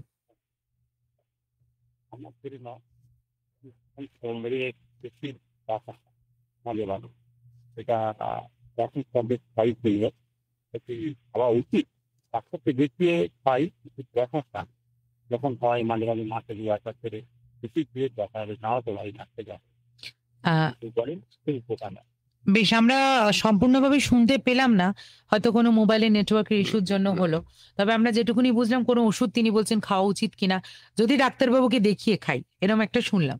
ডাক্তারবাবুকে দেখিয়ে খেলে আমার মনে হয়, আপনি তো বললেনই বারবার করে নিশ্চয়ই। যে ডাক্তারবাবু যদি প্রেসক্রাইব করেন তাহলে কিন্তু সেই ওষুধ খাওয়া যায়, সেটা তো ঠিকই। আচ্ছা, আরো একটা কথা জানতে চাই, সেটা হচ্ছে যে শোনা যায়, মানে আমি শুনেছি বলতে পারেন, সেটা একটু জানার আমার খুব ইচ্ছা। সেটা হচ্ছে যে অনেকে বলেন যে ঈষদ উষ্ণ গরম জল দিয়ে যদি ওষুধ খাওয়া হয়, মানে কোনো ট্যাবলেট বা কোনো ক্যাপসুল, তাতে নাকি বেশি কার্যকরিতা, এটা কি সঠিক? একদমই নয়। জল এমনি যেরকম সাধারণ তাপমাত্রার জল সেরকম ভাবেই খেলেই যথেষ্ট। কিন্তু শীতকালে যখন জল একটু ঠান্ডা থাকে তখন মানে সেটা তো খেতে সেটা তো পাচ্ছি না। নিজের নিজের সুবিধের জন্য। কেউ কেউ শীতকালে ঠান্ডা জল খেতে ভালোই বাসেন, কেউ কেউ একটু গরম জল মিশিয়ে খেতে পারেন, যে সেটা তার কমফোর্ট। আচ্ছা, কিন্তু ওষুধের ব্যাপারটায় সেখানে কিছু নেই। আরো একটা জিনিস, আমরা যখন হয়তো কোথাও বাইরে আছি, হাতের কাছে জলটা পাচ্ছি না, কিন্তু ওষুধটা আমাদের চটজলদি খেতে হবে, মানে ওষুধটা খাওয়ার সময়টা হয়তো পেরিয়ে যাচ্ছে। যদি অন্য কোনো পানীয় থাকে, মানে কোনো জুস, ড্রিঙ্ক বা জুস। কোল্ড ড্রিঙ্কস বা হচ্ছে চা থাকলো হয়তো, তো সেইগুলো দিয়ে কি, সেই সমস্ত পানীয় দিয়ে আমরা খেতে পারি যদি না জলটা পাই? নিশ্চয়ই খাওয়া যেতে পারে। তাতে কোনো অসুবিধা না, হয় না? ওষুধটা ইউজুয়ালি এই জলটা যে খাওয়ায় সেটা ওষুধটা গিলে নেবার জন্য, হুম। এবং সেটা স্টমাক অবধি পৌঁছলেই চলে যাবে, কাজটা হবে। একটা দুটো ওষুধ ছাড়া, যেগুলো খাওয়ার পরে অবশ্যই একটু বেশি করে জল খেয়ে নিতে হয়, সেই ওষুধগুলোর ক্ষেত্রে কিন্তু জল নিয়েই যেতে হবে, এবং ওষুধটা খাওয়ার পরে জল খেতে হবে। আদারওয়াইজ যে কোনো লিকুইড দিয়ে খাওয়া যেতে পারে। একটা কথা, আমরা এই হজমের ওষুধ, এটা নিয়ে না আমাদের একটা সাংঘাতিক অবসেশন আছে। অনেকেই প্রতিদিনই একটু হজমের ওষুধ খাই, মনে হলো ঠিক খাওয়া হজম হলো না, আর নিমন্ত্রণ বাড়ি মানে বাঙালি গেলাম, খাদ্য রসিক তো, হ্যাঁ নিমন্ত্রণ খাওয়া বাড়ি দাওয়ার পরে, গেলাম, হ্যাঁ, তো হজমের ওষুধ খেতেই হবে, অনেকে খেয়ে ঢোকেন খেতে। প্রায় এরকম। এই হজমের ওষুধ যে এই মুড়ি মুড়কির মতন খাওয়া বা নিমন্ত্রণ বাড়ির একটা এক্সট্রা আইটেম হিসেবে খাওয়া, সেটা কি ঠিক? হ্যাঁ, মানে এটা বেশিরভাগ দেখা যায়, নিমন্ত্রণ বাড়িতে যাচ্ছি, না না, শ্বশুরবাড়ি একদমই খেয়ে নিলাম। একদমই চলে না। আর সত্যি কথা বলতে কি, হজমের ওষুধটা তো মানে আমাদের হজম প্রক্রিয়াটা এত সহজ নয় যে একটা ক্যাপসুলের মধ্যে সেটাকে ভরে দিলে পরে আমাদের বাকি সবকিছু হজম করিয়ে দেবে। হজমের প্রক্রিয়াটা আমাদের মুখে চিবানোর সময় থেকে শুরু হয়, এবং মাঝপথ অবধি, মানে আমাদের যে অন্ত্র আছে তার মাঝপথ অবধি কেন, শেষের দিকে অবধিও সেই হজমের প্রক্রিয়াটা চলে। সুতরাং আমার মনে হয় না যে এরকম কোনো ট্যাবলেট ক্যাপসুল খাইয়ে দিলে পরে হজমটা চটপট হয়ে যেতে পারে। সুতরাং সেইটা অ্যাভয়েড করাই ভালো। এটা যতটা না ওষুধের কাজ হয়, তার থেকে মনে হয় বেশি একটা অবসেশন আর কি, মানসিক একটা শান্তি, শান্তি। যেটা খেলে এবং পরে। সেটা খেলে যেন মনে হয় যে আমার হলো না অসুবিধা। হুম, ঠিক। আমরা যদিও কিছুক্ষণ আগে এই প্রশ্নটার উত্তর পেয়েছি আপনার থেকে, তাও ছোট্ট করে যদি একটু বলে দেন, কারণ আমাদের ফেসবুক লাইভে কমেন্ট সেকশনে এসেছে। শুভ্রাংশু শেখর দাস, তিনি বলছেন, বাচ্চাদের সিরাপ জাতীয় ওষুধের বোতল একবার খোলার পর কতদিন ব্যবহার করা যেতে পারে, যদি এটা উইদিন এক্সপায়ারি ডেটের মধ্যে থাকে? আমার তো মনে হয় ঠিকঠাক করে রেখে দিলে 15 দিন রাখা যেতে পারে। বেশ, তার তারপরে বেশি না ইউজ বোধহয় না করা যাবে ব্যবহার না। করাই ভালো, কারণ ওটার মধ্যে অনেক কিছু ব্যাকটেরিয়া বা ফাঙ্গাস গজাতে পারে, সেগুলো বাচ্চাটার ক্ষতিই করতে পারে। আরো একটা কমেন্ট বলছে, ওষুধ প্রতিদিন একই সময় না খেলে কি তার কাজ ঠিকঠাক হয় না? জিজ্ঞাসা করছেন আমাদের ফেসবুক কমেন্ট সেকশন থেকে খুব স্বাভাবিক, প্রসাদ রায়চৌধুরী। খুব স্বাভাবিক। একটা ওষুধের কতক্ষণ ধরে কাজ করবে সেটা আগে থেকে জানা আছে, সুতরাং সেইভাবেই ওষুধটা দেওয়া হয় যে দিনে একবার, দুবার, তিনবার এরকম খাওয়ার ব্যাপার। সুতরাং সময়টা যদি মেনটেন করা যায়, তাহলে ওষুধের কর্মক্ষমতাটা ঠিকঠাক থাকবে, এবং অসুখটাও ঠিকঠাকভাবে কন্ট্রোলড হবে। সুতরাং যেরকমভাবে ডাক্তারবাবু প্রেসক্রিপশন করেছেন, সেই সময় মেনেই ওষুধটা খেলেই ভালো হয়। তার মানে 2-5 মিনিট এদিক ওদিক হলে কিছু হবে সেরকমটা নয়, তবে মেনটেনটা করাটা উচিত, জরুরি। বাঁকুড়ার বেতালন থেকে অসীম কুমার মণ্ডল বলছেন, এখন দেখছি ওজন কমানোর জন্য চিয়া সিড ব্যবহারের চল খুব বেড়ে গেছে, এটা কতটা উপকারী? প্রসঙ্গ মানে যদিও আজকের ওষুধের প্রসঙ্গ থেকে একটু আলাদা, তাও যেহেতু খাওয়ার ব্যাপারে আসছে তো এটা চলেই আসছে। হ্যাঁ, ব্যাপারটা হলো যে পেটটা একটু ভরিয়ে দেয়, এবং ওটার মধ্যে কোনো ক্যালোরি সেরকম নেই, সেই হিসেবে খানিকটা হয়তো ওজন কমাতে সহায়তা করে। কিন্তু শুধু চিয়া সিড খেয়ে থাকা তো যাবে না, সুতরাং খাবার দাবারও খেতে হবে আর কি। দীর্ঘমেয়াদী যে সমস্ত রোগগুলো রয়েছে, যেমন ধরুন ডায়াবেটিস বা হাই ব্লাড প্রেশার বা থাইরয়েড, এরকম ধরনের যে সমস্ত রোগগুলো রয়েছে, সেই ওষুধগুলো খাওয়াটা কতটা গুরুত্বপূর্ণ, এবং সেইটা নিজের মতো করে নিজেরা ডাক্তারি করে সেটাকে ছেড়ে দেওয়া, আবার যখন মনে হলো খেলাম, সেটা কতটা ভুল ঠিক? গোটাটাই ভুল যদি নিজে থেকে বন্ধ করে দেওয়া যায় বা কমিয়ে দেওয়া যায় বা বাড়িয়ে নেওয়া হয়, এগুলো গোটাটাই মানা যাবে না আর কি। যে ডাক্তারবাবু প্রেসক্রিপশন করেছেন তার সঙ্গে নিয়মিত যোগাযোগ রেখে চললে পরে সবারই ভালো। এবং এটা একটা সামাজিক কর্তব্য বলে আমার মনে হয় যে আমার ডাক্তারবাবু ভালো আছেন কিনা সেটা তো একটা জানা দরকার। আচ্ছা আচ্ছা আচ্ছা, আর ডায়াবেটিস বা এরকম ব্লাড প্রেশারের যে ওষুধ খাওয়া হয় সেই ক্ষেত্রে মানে সেটা কি সারা জীবন খেয়ে যেতেই হয়, নাকি একটা সময়ের পর যদি সেটা কন্ট্রোলে হয়ে যায় সেটা রিভার্স হয়ে যায়, সেটা না খেলেও আর হয়? রোগের মাত্রার উপর নির্ভর করছে। যদি খুব বেশি ডায়াবেটিসের পরিমাণটা বেশি না থাকে, অনেক সময় এরকম হয় যে শুধু ডায়েট এক্সারসাইজ দিয়ে অসুখটা কমিয়ে আনা যায়। সেক্ষেত্রে সেই সময় ওষুধটা বন্ধ করে দেয়া যায়, কিন্তু সেই ঘটনাটা খুব কমই ঘটে। বেশিরভাগ ক্ষেত্রেই ডায়াবেটিস অসুখটা সামনের দিকে এগিয়ে চলে, ওষুধের পরিমাণ বাড়তে থাকে, শেষ পর্যন্ত ওষুধে কাজ হয় না, তখন আবার ইনসুলিন দিয়েই শেষ হয়। সুতরাং এক্ষুনি এভাবে বলে দেওয়া যাবে না যে ওষুধটা বন্ধ করে দেওয়া যায়। বেশ, ডোজ কতটা ইম্পর্টেন্ট এরকম দীর্ঘমেয়াদী ওষুধের ডোজটা ক্ষেত্রে? তো সবসময় ইম্পর্টেন্ট, কারণ অসুখের মাত্রার উপর নির্ভর করেই তো ওষুধের মাত্রা ঠিক হয়। সুতরাং ডোজটা তো সেইভাবে মেনটেন করতেই হবে। মানে ধরুন আমরা দেখলাম যে আমাদের হয়তো কোনো টেস্ট করানো হলো, যদি ডায়াবেটিসই ধরি, দেখলাম কমে গেছে, তো সেই ক্ষেত্রে আমরা নিজেরাই দেখা যায় অনেক ক্ষেত্রে নিজেরাই হয়তো ওষুধের ডোজটা আমরা কমিয়ে দিলাম, সেটা কি ঠিক? না না, যদি না ডায়াবেটিসের ক্ষেত্রে এটা বলা যেতে পারে, যদি না একেবারে হাইপোগ্লাইসিমিয়া হয়ে গেল, মানে অত্যন্ত কমে গেল, মাথা ঘুরে পড়ে গেল, সেই সব ক্ষেত্রে ওষুধ বন্ধও করে দিতে হতে পারে। বন্ধ করে দিয়ে ডাক্তারবাবুর সঙ্গে যোগাযোগ করতে বা হবে। যারা কিন্তু ইনসুলিন নেন সেই হ্যাঁ, ক্ষেত্রে ডোজ বাড়ানো? একই ব্যাপার, সেটা সবসময় ডাক্তারবাবুকে জিজ্ঞেস করে ডোজ বাড়াতে হবে কিংবা কমাতে হবে। আমাদের পরপর কতগুলো প্রশ্ন এসেছে। অমিত প্রশ্ন করছেন, যদিও তার পরিচয় আছে মেঘ বালক অমিত, তা ভালো। তিনি প্রশ্ন করছেন, খালি পেটে ওষুধ খাওয়ার কথা, যদি ভুল করে খাবার খেয়ে নিই তাহলে কি পরে ওষুধটা খাওয়া যাবে? হ্যাঁ, খাওয়া যেতে পারে, বেশিরভাগ ক্ষেত্রেই খাওয়া যেতে পারে। তাতে হবে কি, ওষুধটা যতটা ভালো করে কাজ করতো তার থেকে হয়তো একটু খানিকটা কম কাজ করবে, কিন্তু কাজ করবে। সুতরাং একেবারে ওরকম হার্ড অ্যান্ড ফাস্ট রুল নেই যে খালি পেটেই খেতে হবে, আর খেয়ে ফেললে আর খাওয়া যাবে না। মানে ওষুধটা না খাওয়ার থেকে খাওয়া ভালো, সেটা সময় না হয় একটুখানি পরিবর্তন হলো।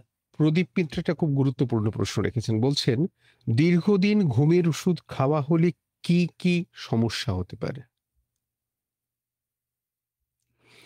দীর্ঘদিন ঘুমের ওষুধ খেলে পরে যেটা হতে পারে সেটা হচ্ছে যে ওষুধটা বন্ধ করলে ঘুম নাও হতে পারে, আর এমনও হতে পারে যে ওষুধটা খেয়ে ঘুমটা হচ্ছিল সেটায় কাজ না করে আরো অন্য ওষুধ খাওয়ার দরকার হতে পারে। কাজেই ঘুমের ওষুধটা সবসময় প্রেসক্রিপশনের উপর নির্ভর করেই খেতে হয়। আই ড্রপ খোলার পর কতদিন রাখা যায়? Shankar Das Facebook comment section থেকে প্রশ্ন। এটা বলা হয়েছিল মোটামুটি 15-20 দিন, এর বেশি খোলা রাখা উচিত হবে না। তা আই ড্রপের ক্ষেত্রে আরেকটা জিনিস খুব ভালো করে আমার মনে পড়ে গেল, সেটা হচ্ছে আই ড্রপ দেওয়ার সময় যদি আই ড্রপের যে ড্রপারের নজলটার মাথাটায় যদি কোনো রকমের হাত টাত লেগে যায়, তাহলে সেটা কিন্তু ব্যবহার করতে একটুখানি দ্বিধা করাই উচিত, কারণ ওটা একবার স্টেরাইল থাকে, তো সেই স্টেরিলিটিটা নষ্ট হলে পরে তখন মুশকিল। আচ্ছা, ফোন আছে না, ফোনটি কেটে গেল। হোয়াটসঅ্যাপে একটি প্রশ্ন এসেছে, গারুলিয়া থেকে প্রশ্ন করছেন সুব্রত রঞ্জন দাস, বলছেন আমি সুগারের ওষুধ খেয়ে থাকি, আমার প্রশ্ন, ডাক্তারবাবু খাবার আগে যে ওষুধ খেতে বলেন সেই ওষুধ খেয়েই কি খাবার খেতে হবে?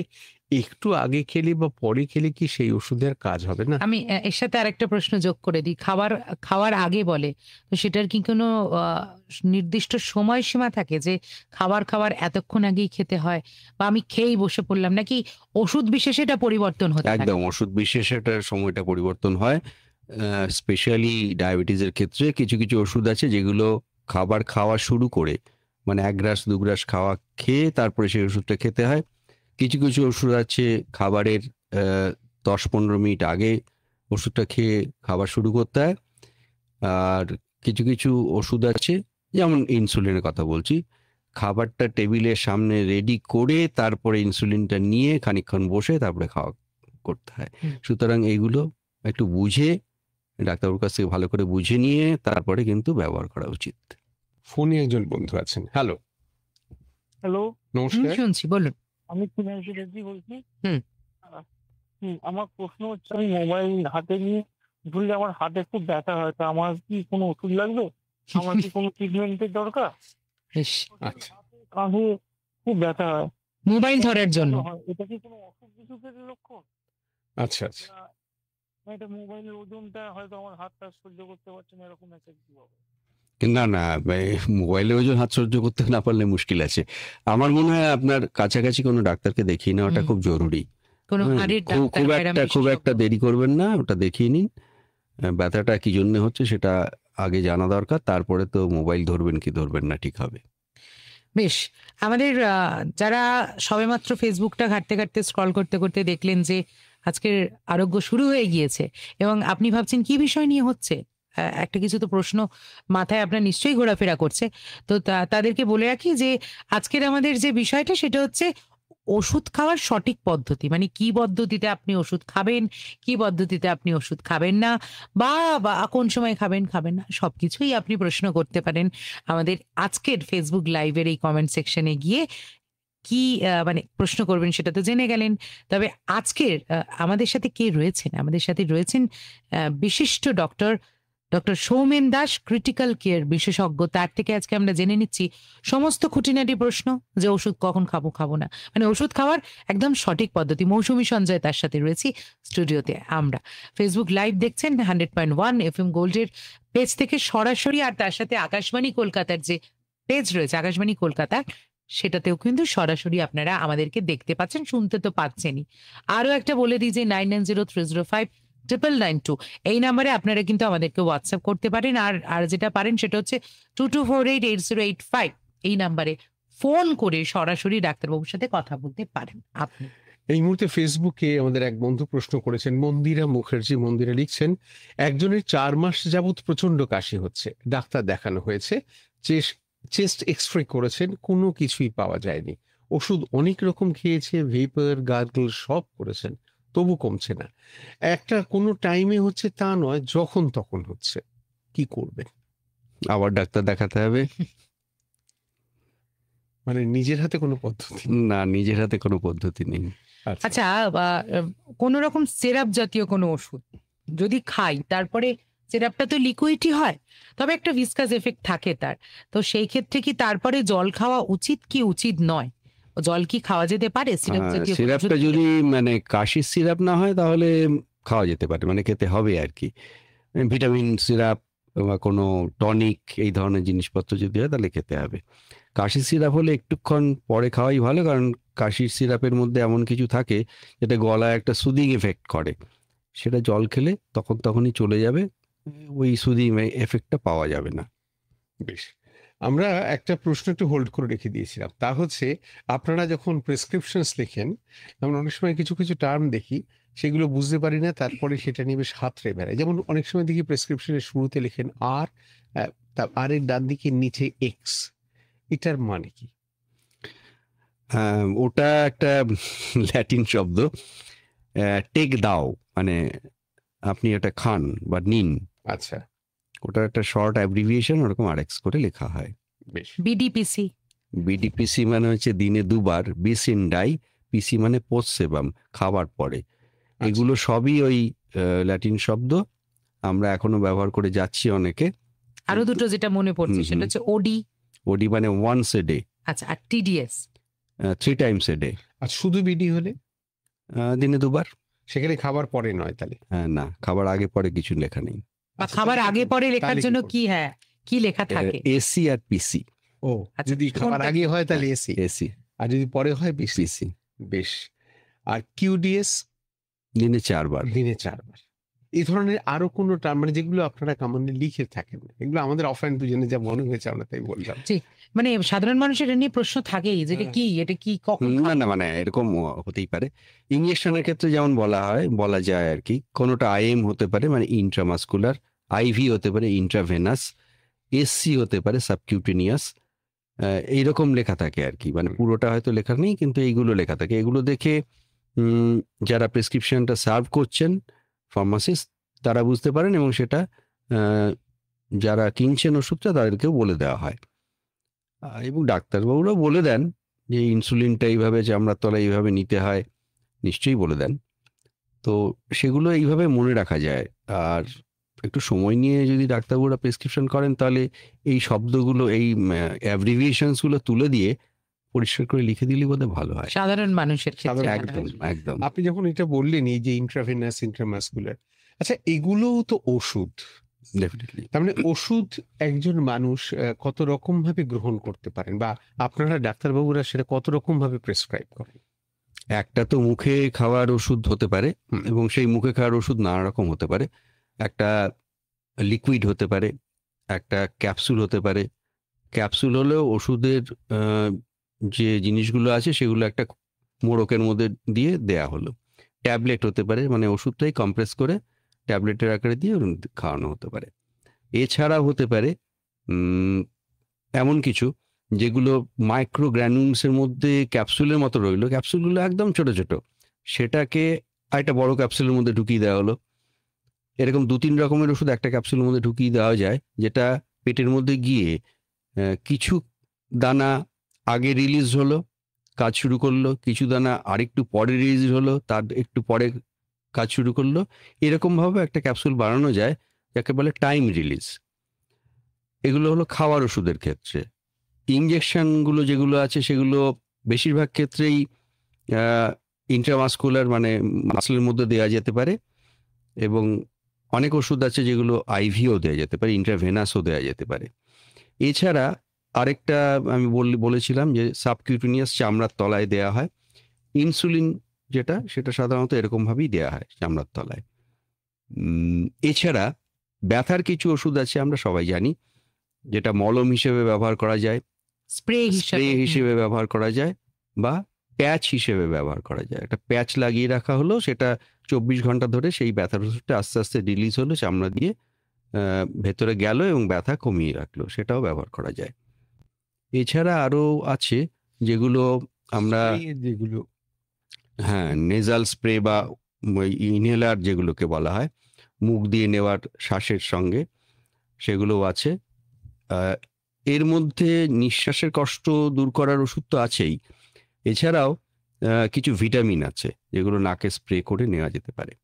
তার মধ্যে বি কমপ্লেক্স আছে, তারপরে থাইরয়েডের কিছু ওষুধ আছে যেগুলো নেওয়া যেতে পারে, এবং এখন ভেরি রিসেন্টলি যেগুলো আসছে সেগুলো ইনসুলিনও আসছে, যেটা আগে ইঞ্জেকশন দিয়েই শুধু নেওয়ার কথা ভাবা হতো, এবং ইঞ্জেকশনের ভয়ে ইনসুলিন কেউ নিতে চাইতো না।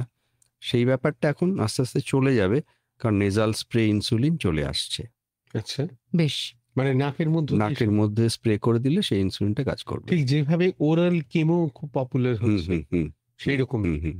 বেশ। আচ্ছা, দেখা যায় যে প্রেসক্রিপশনের লেখা কিছু ব্র্যান্ডেড ওষুধ, সেগুলো হয়তো ওষুধ দোকানে গিয়ে আমরা পাচ্ছি না। সেই ক্ষেত্রে একই কম্পোজিশনের অন্য ওষুধ খেলে কি কোনো সমস্যা আছে? একদমই সমস্যা নেই, চলতেই পারে।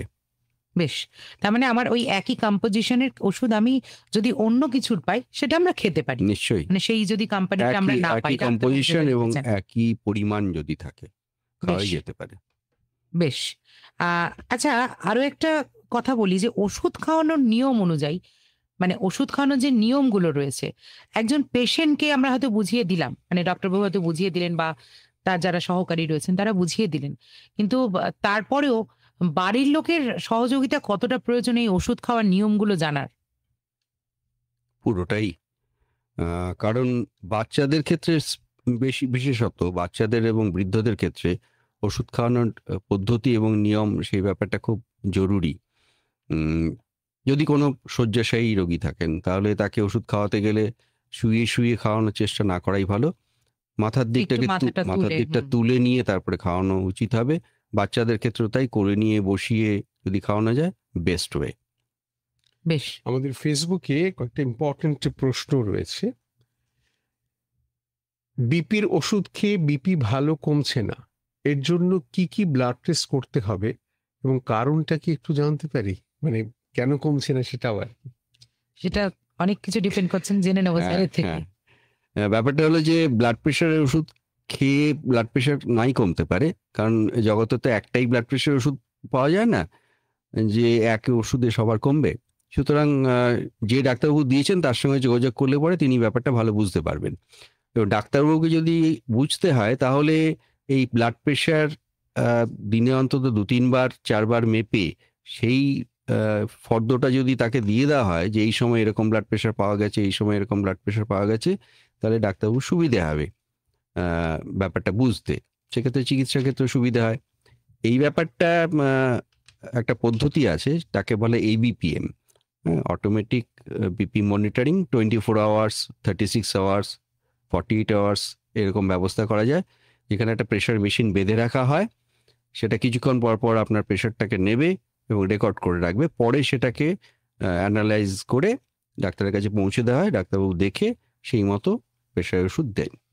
আরো একটি প্রশ্ন আছে, আম্বিলিক্যাল হার্নিয়া সার্জারি কি করতেই হবে? কোনো ব্যথা নেই, এর কি কোনো মেডিসিন আছে?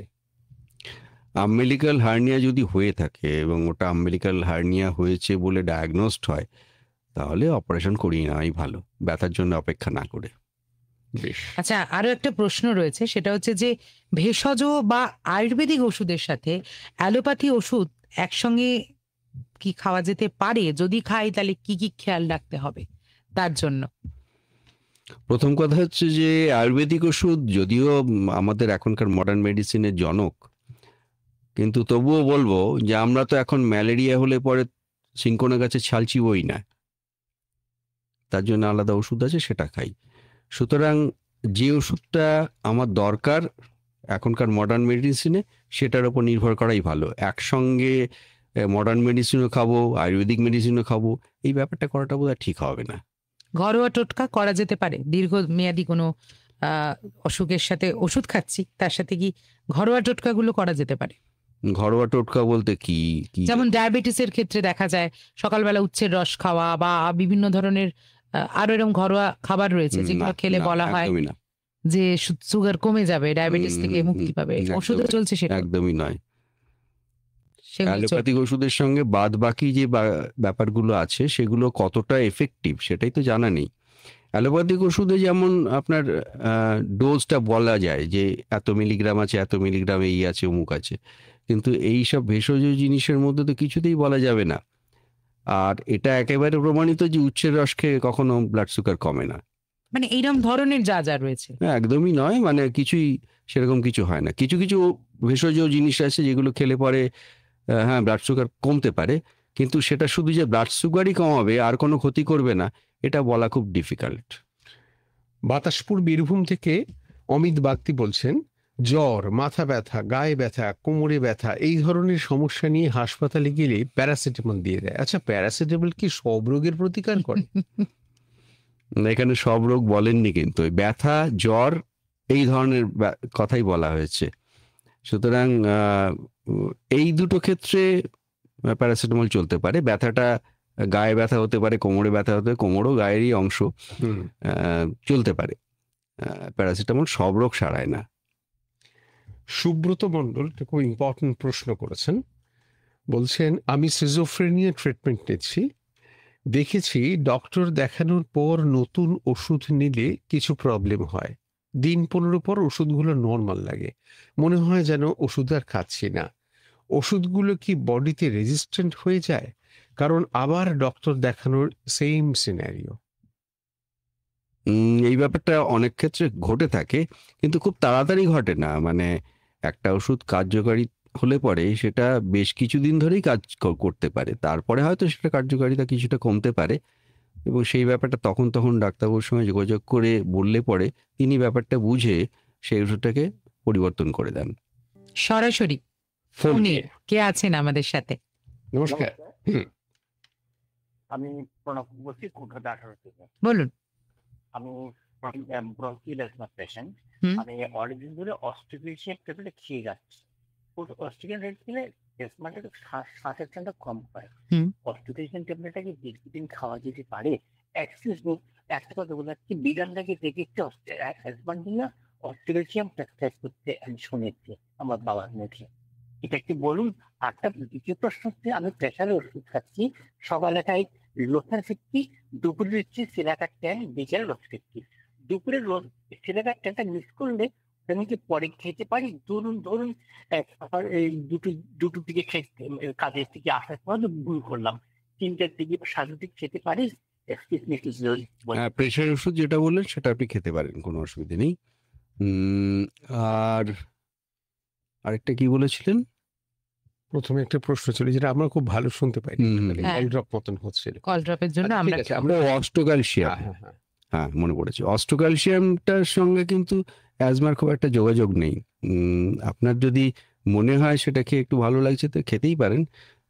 আসলে আমরা এরকম অনেক ওষুধই খাই যেগুলো অ্যাকচুয়ালি ওষুধ নয়, সেগুলোকে সাপ্লিমেন্ট বলা যেতে পারে। যেমন ক্যালসিয়ামটা আমাদের খাবার থেকেই পাওয়ার কথা, কিন্তু যে কোনো কারণেই হোক আমরা খাবার থেকে সেরকম পরিমাণে পাই না, সেই জন্য সেটাকে ট্যাবলেট হিসেবে বা সিরাপ হিসেবে আমাদের খেতে হয়। এটা খুবই দুঃখজনক আর কি। প্রদীপ মিত্র প্রশ্ন করেছেন, ওয়েট লসের কোনো ওষুধ আছে? যদি থাকে তার কি কোনো সাইড এফেক্ট আছে? ওয়েট লসের ওষুধ বলতে সেরকম কিছু নেই। ওয়েট বাড়ানোর কিছু কিছু স্টেরয়েড আছে, সেগুলো একেবারেই খুব বিপদে না পড়লে আমরা ব্যবহার করি না। সোজা কথা বলতে ভালো করে খাওয়া দাওয়া করতে হবে এবং কিছু ব্যায়াম ট্যায়াম করতে হবে, তাহলেই ওজন ঠিক থাকবে।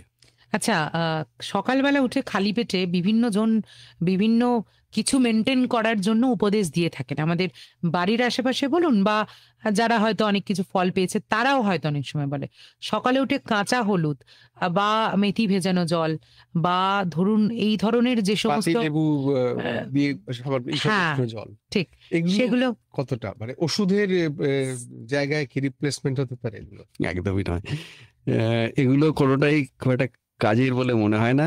স্পেশালি আমি বলবো কাঁচা হলুদের ব্যাপারে রিসেন্টলি জানা গেছে ওটা উপকারের থেকে অপকার বেশি করে।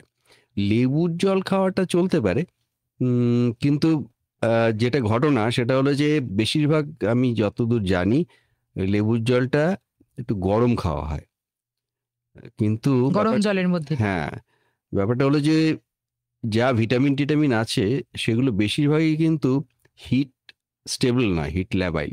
কাজেই গরম জলে দিলে পরে তার ভিটামিন তো কিছুই থাকে না। সুতরাং যদি লেবু খেতে হয় বা লেবুর জল খেতে হয় তাহলে ঠান্ডা জলই, মানে নর্মাল টেম্পারেচার জল খাওয়া ভালো। কে আছেন সরাসরি চলে যাব, কে বলছেন?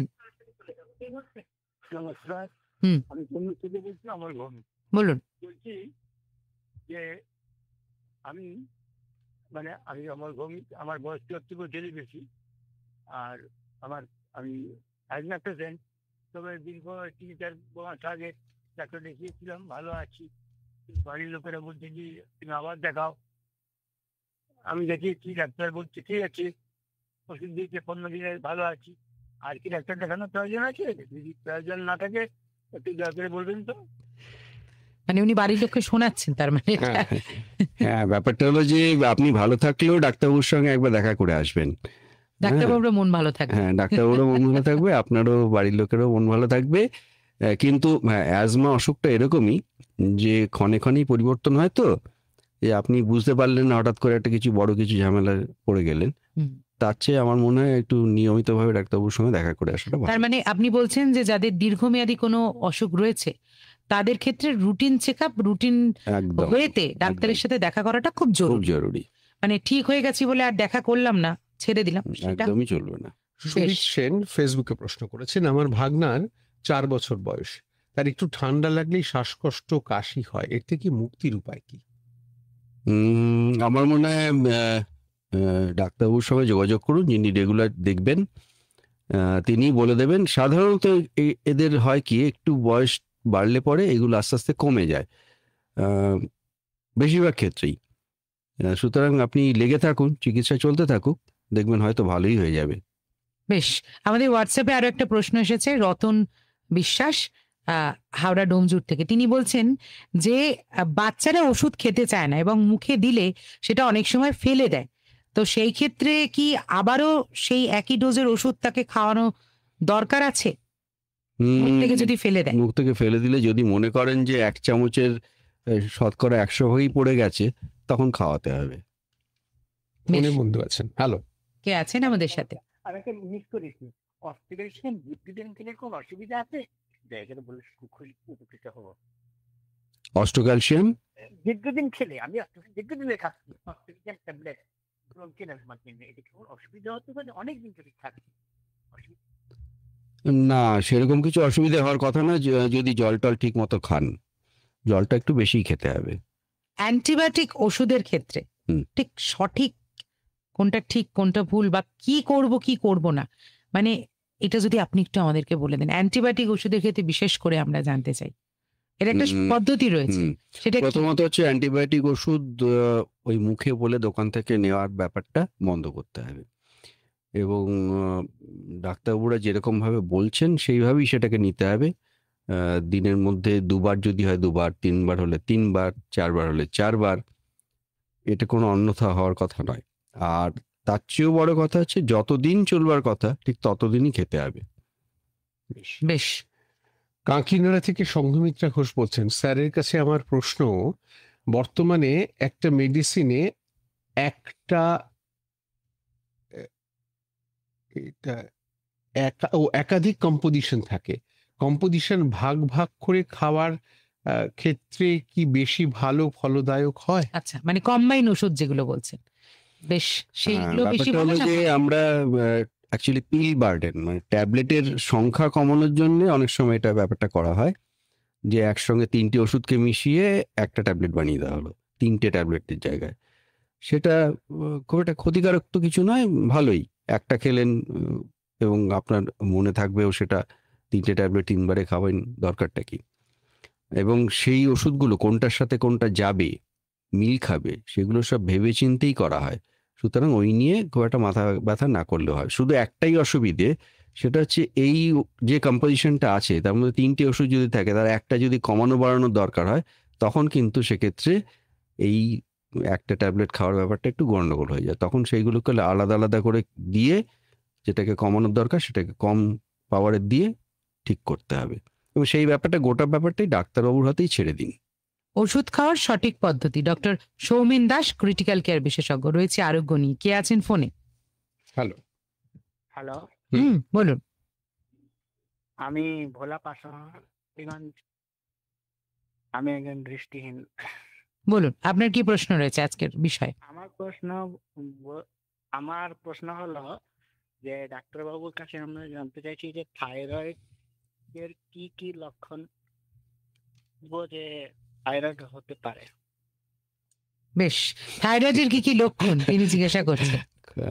এটা বেশ ভালো প্রশ্ন, কিন্তু যদিও এটা আমাদের আজকে বিষয়ে বস্তু নয়। থাইরয়েডের অসুখ 2 রকমের হতে পারে সাধারণত। একটা হচ্ছে যাদের থাইরয়েডের হরমোন কম বেরোয়, হাইপোথাইরয়েড বলা হয়, আর আরেকটা হচ্ছে হাইপার থাইরয়েড, যাদের থাইরয়েড হরমোন অনেক বেশি হয়।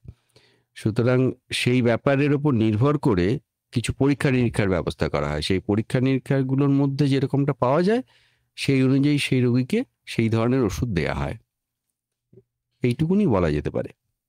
বেশ, আমাদের আরো একবার বলে দিই যে আমাদের বিষয়ে ওষুধ খাওয়ার সঠিক পদ্ধতি, এবং ডক্টর সৌমেন দাস, বিশিষ্ট ডক্টর, আমাদের সাথে রয়েছেন, ক্রিটিক্যাল কেয়ার বিশেষজ্ঞ। কি কি পদ্ধতিতে আমরা যোগাযোগ করতে পারবো? 22488085 লাইভ ফোন করছেন আপনি, আর 9903059992 হোয়াটসঅ্যাপ বা মেসেজ করছেন।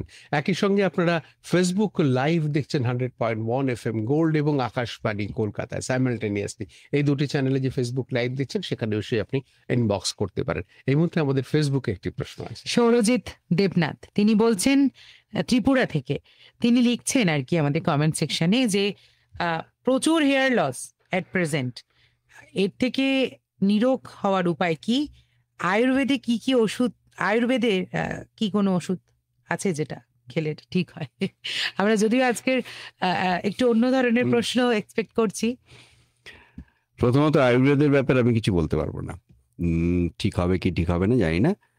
তবে হেয়ার লসের ক্ষেত্রে এটা বলতে পারি যে যার পারিবারিক নিয়ম ধরে মাথায় চুল কম, টাক পড়ার ব্যাপার আছে, তারা কোনোভাবেই এটা ঠেকাতে পারবেন না। ঠিক, জেনেটিক ভাবেই তারা সেটা পেয়ে এসেছেন। হবে। আর যদি কোনো অসুস্থতার কারণে হয়, সেক্ষেত্রে সেই অসুখটা সেরে গেলে পরে ঠিকমতো যদি পুষ্টিকর খাবার টাবার খাওয়া হয়, দুশ্চিন্তা এড়িয়ে চলা হয়, সেগুলো সেক্ষেত্রে চুল আবার গজাতে শুরু করে। স্ট্রেস থেকে এটা হয় অনেক সময় বলছেন। ফোনে কে আছেন? সরাসরি চলে যাব না, ফোনে হ্যাঁ এই মুহূর্তে নেই। আপনি শুনছেন 100.1 FM গোল্ডে আরোগ্য অনুষ্ঠান, সরাসরি লাইভেও আপনারা আছেন। আর বেশ কিছু প্রশ্ন যেগুলো কিন্তু কমেন্ট সেকশনে আসছে, সেই প্রশ্নগুলো অবশ্যই আমরা শেয়ার করে নেব।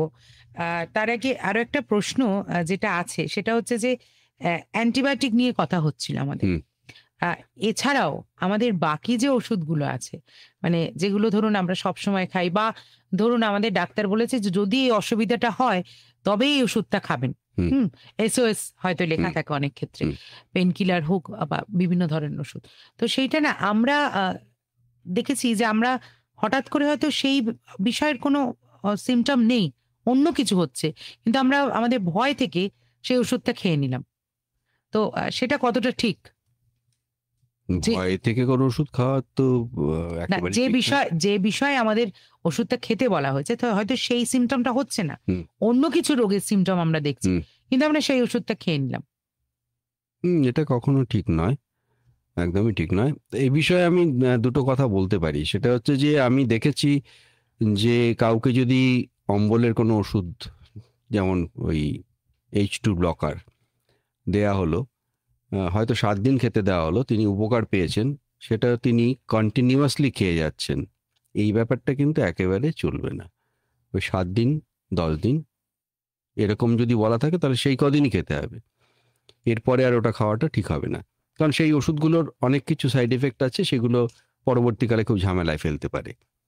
তেমনি ব্যথার ওষুধের ক্ষেত্রেও বলা যায় যে ব্যথার ওষুধ খাওয়ার সময় সাবধানতা অবলম্বন করতে হবে যে সেটা যেন খুব বেশি মাত্রায় না খেতে হয়, কারণ সেগুলো পরবর্তী ক্ষেত্রে কিডনি এগুলোর মধ্যেও ঝামেলা করতে পারে। তো এগুলো মাথায় রেখেই আমি কতটা ওষুধ খাবো, কবে খাবো, কখন খাবো, সেগুলো ঠিক করে নিতে হবে। সরাসরি ফোনে কে আছেন আমাদের সাথে? আচ্ছা, আমি একটা কথা বলছি। হুম। আমি কিছু বেশ কিছু ওষুধ খাই, হুম। শীত থেকে ছিঁড়ে ছিঁড়ে নিতে হয়। তো আমি একটা কাচের শিশিতে সবগুলো আমি পরিমাণ মতো রেখে দিই, ওই দুপুর সকাল রাত্রে করে খাই। এতে কোনো অসুবিধা আছে কিনা? আরেকটা হচ্ছে আমি সুগারের পেশেন্ট, সেক্ষেত্রে ওষুধ ছাড়া ইনসুলিনও নিই। শুধু ইনসুলিন কি কাজ হয় না, সঙ্গে ওষুধও দিয়েছে, এটাও কি মানে আমি চাইছি যে হাইডার ওষুধ অথবা ইনসুলিন সবই চলবে, এটা একটা ডাক্তার নিশ্চয়ই ভেবেই লিখেছেন। আমার মূল প্রশ্নটা ছিল ওটা, যে আমি কাচের শিশিতে যদি আমি রেখে দিই দিনের ওষুধটা বা দুদিনের ওষুধটা, তাতে কোনো অসুবিধা হওয়ার কথা? কাচের শিশিতে কেয়ার টাইট করে। মানে আপনি স্ট্রিপ থেকে খুলে ওর মধ্যে রাখেন, তাই তো? হ্যাঁ, এটা কি হয়, নিতে আমার করতে সুবিধা হয়, অনেক সময় শীতটা অসুবিধা হয়, তাড়াতাড়ি হয় না, করে রাখলাম 2 দিন 3 দিন করে রেখে দিই, আবার খুলে রাখি একটা এরকম করে। এটা কি খুব অনৈতিক কাজ হচ্ছে না? না, কে কাজটা বোধহয় বলছেন? ঠিক কে হচ্ছে না। বলছিলেন? কে বলছিলেন আপনি? না, নামটা বলার আগেই চলে গেছেন আমাদের। হ্যাঁ, এটা কাচের শিশিতে ওষুধ স্ট্রিপ থেকে খুলে খুলে রেখে দেওয়া ব্যাপারটা, এটা কিন্তু একেবারে ঠিক নয়। হ্যাঁ, কারণ প্রত্যেকটা ওষুধেরই একটা ব্যাপার আছে, সেটাকে হয়তো একটু অন্ধকারের মধ্যে রাখতে হয়। কোনোটা হয়তো ক্ষতি হবে না, সেটাও হতে পারে যে এমনি রেখে দিলেন কাচের শিশিতে, তাতে অসুবিধা হবে না, কিন্তু সবগুলো কিন্তু এরকম ঘটনা ঘটবে না। আর তাছাড়া ওষুধ আপনি যে রাখছেন সেগুলো তো দেখে দেখে চিনে চিনে রাখতে হবে না খাওয়ার সময়, তো সেটা করাটা একেবারেই ঠিক নয়। আচ্ছা, আমাদের ফেসবুকের কমেন্ট সেকশনে আরেকটা বলেছেন আপনি ইনসুলিনের ব্যাপারে, ইনসুলিন এবং ওষুধ দুটো একসঙ্গে চলবে, মানে এটা ঠিক আপনার ঠিক পছন্দ হচ্ছে না। কিন্তু ঘটনাটা হচ্ছে যে ইনসুলিন যার জন্য নিতে হয় ডায়াবেটিস, তার ক্ষেত্রে দুটো সমস্যা আছে। একটা হচ্ছে যে কারোর ইনসুলিন ঠিকঠাক বেরোচ্ছে, কিন্তু সেই ইনসুলিনটাকে কাজ করতে পারছে না। তো সেই জন্যে আমাদের কিছু ওষুধ দিতে হয় যাকে ইনসুলিন সেন্সিটাইজার্স বলে। সুতরাং সেক্ষেত্রে আপনার ইনসুলিনও নিতে হবে, ইনসুলিন সেন্সিটাইজার ওষুধ খেতে হবে ওটাকে কাজ করানোর জন্য। আচ্ছা, আমাদের ফেসবুকের কমেন্ট সেকশন থেকে একজন কমেন্ট করেছেন, বলছেন আমি হয়তো উচ্চারণটা ভুল করতে পারি, অ্যাঙ্কিওলুজিং স্পন্ডালাইসিস, এর জন্য তিনি দুটো ওষুধ খান। ওষুধগুলোর নাম আমরা এখানে বলতে পাচ্ছি না, তো বলছে অনেক দিন ধরে সেই ওষুধগুলো খেলে কি কোনো সাইড এফেক্ট হতে পারে? প্রথম কথা হলো, আমি আগেই বললাম যে দাঁড়িপাল্লায় মাপতে হয় যে ওষুধগুলো খেলে পরে যে উপকারটা হবে, ওষুধগুলো খেলে যা অপকার হবে, কোনটাকে আমরা গ্রহণ করব। যদি আপনার ওষুধ খেয়ে উপকারের দিকটা বেশি হচ্ছে, তাহলে সেটা তো কন্টিনিউ করতেই হবে।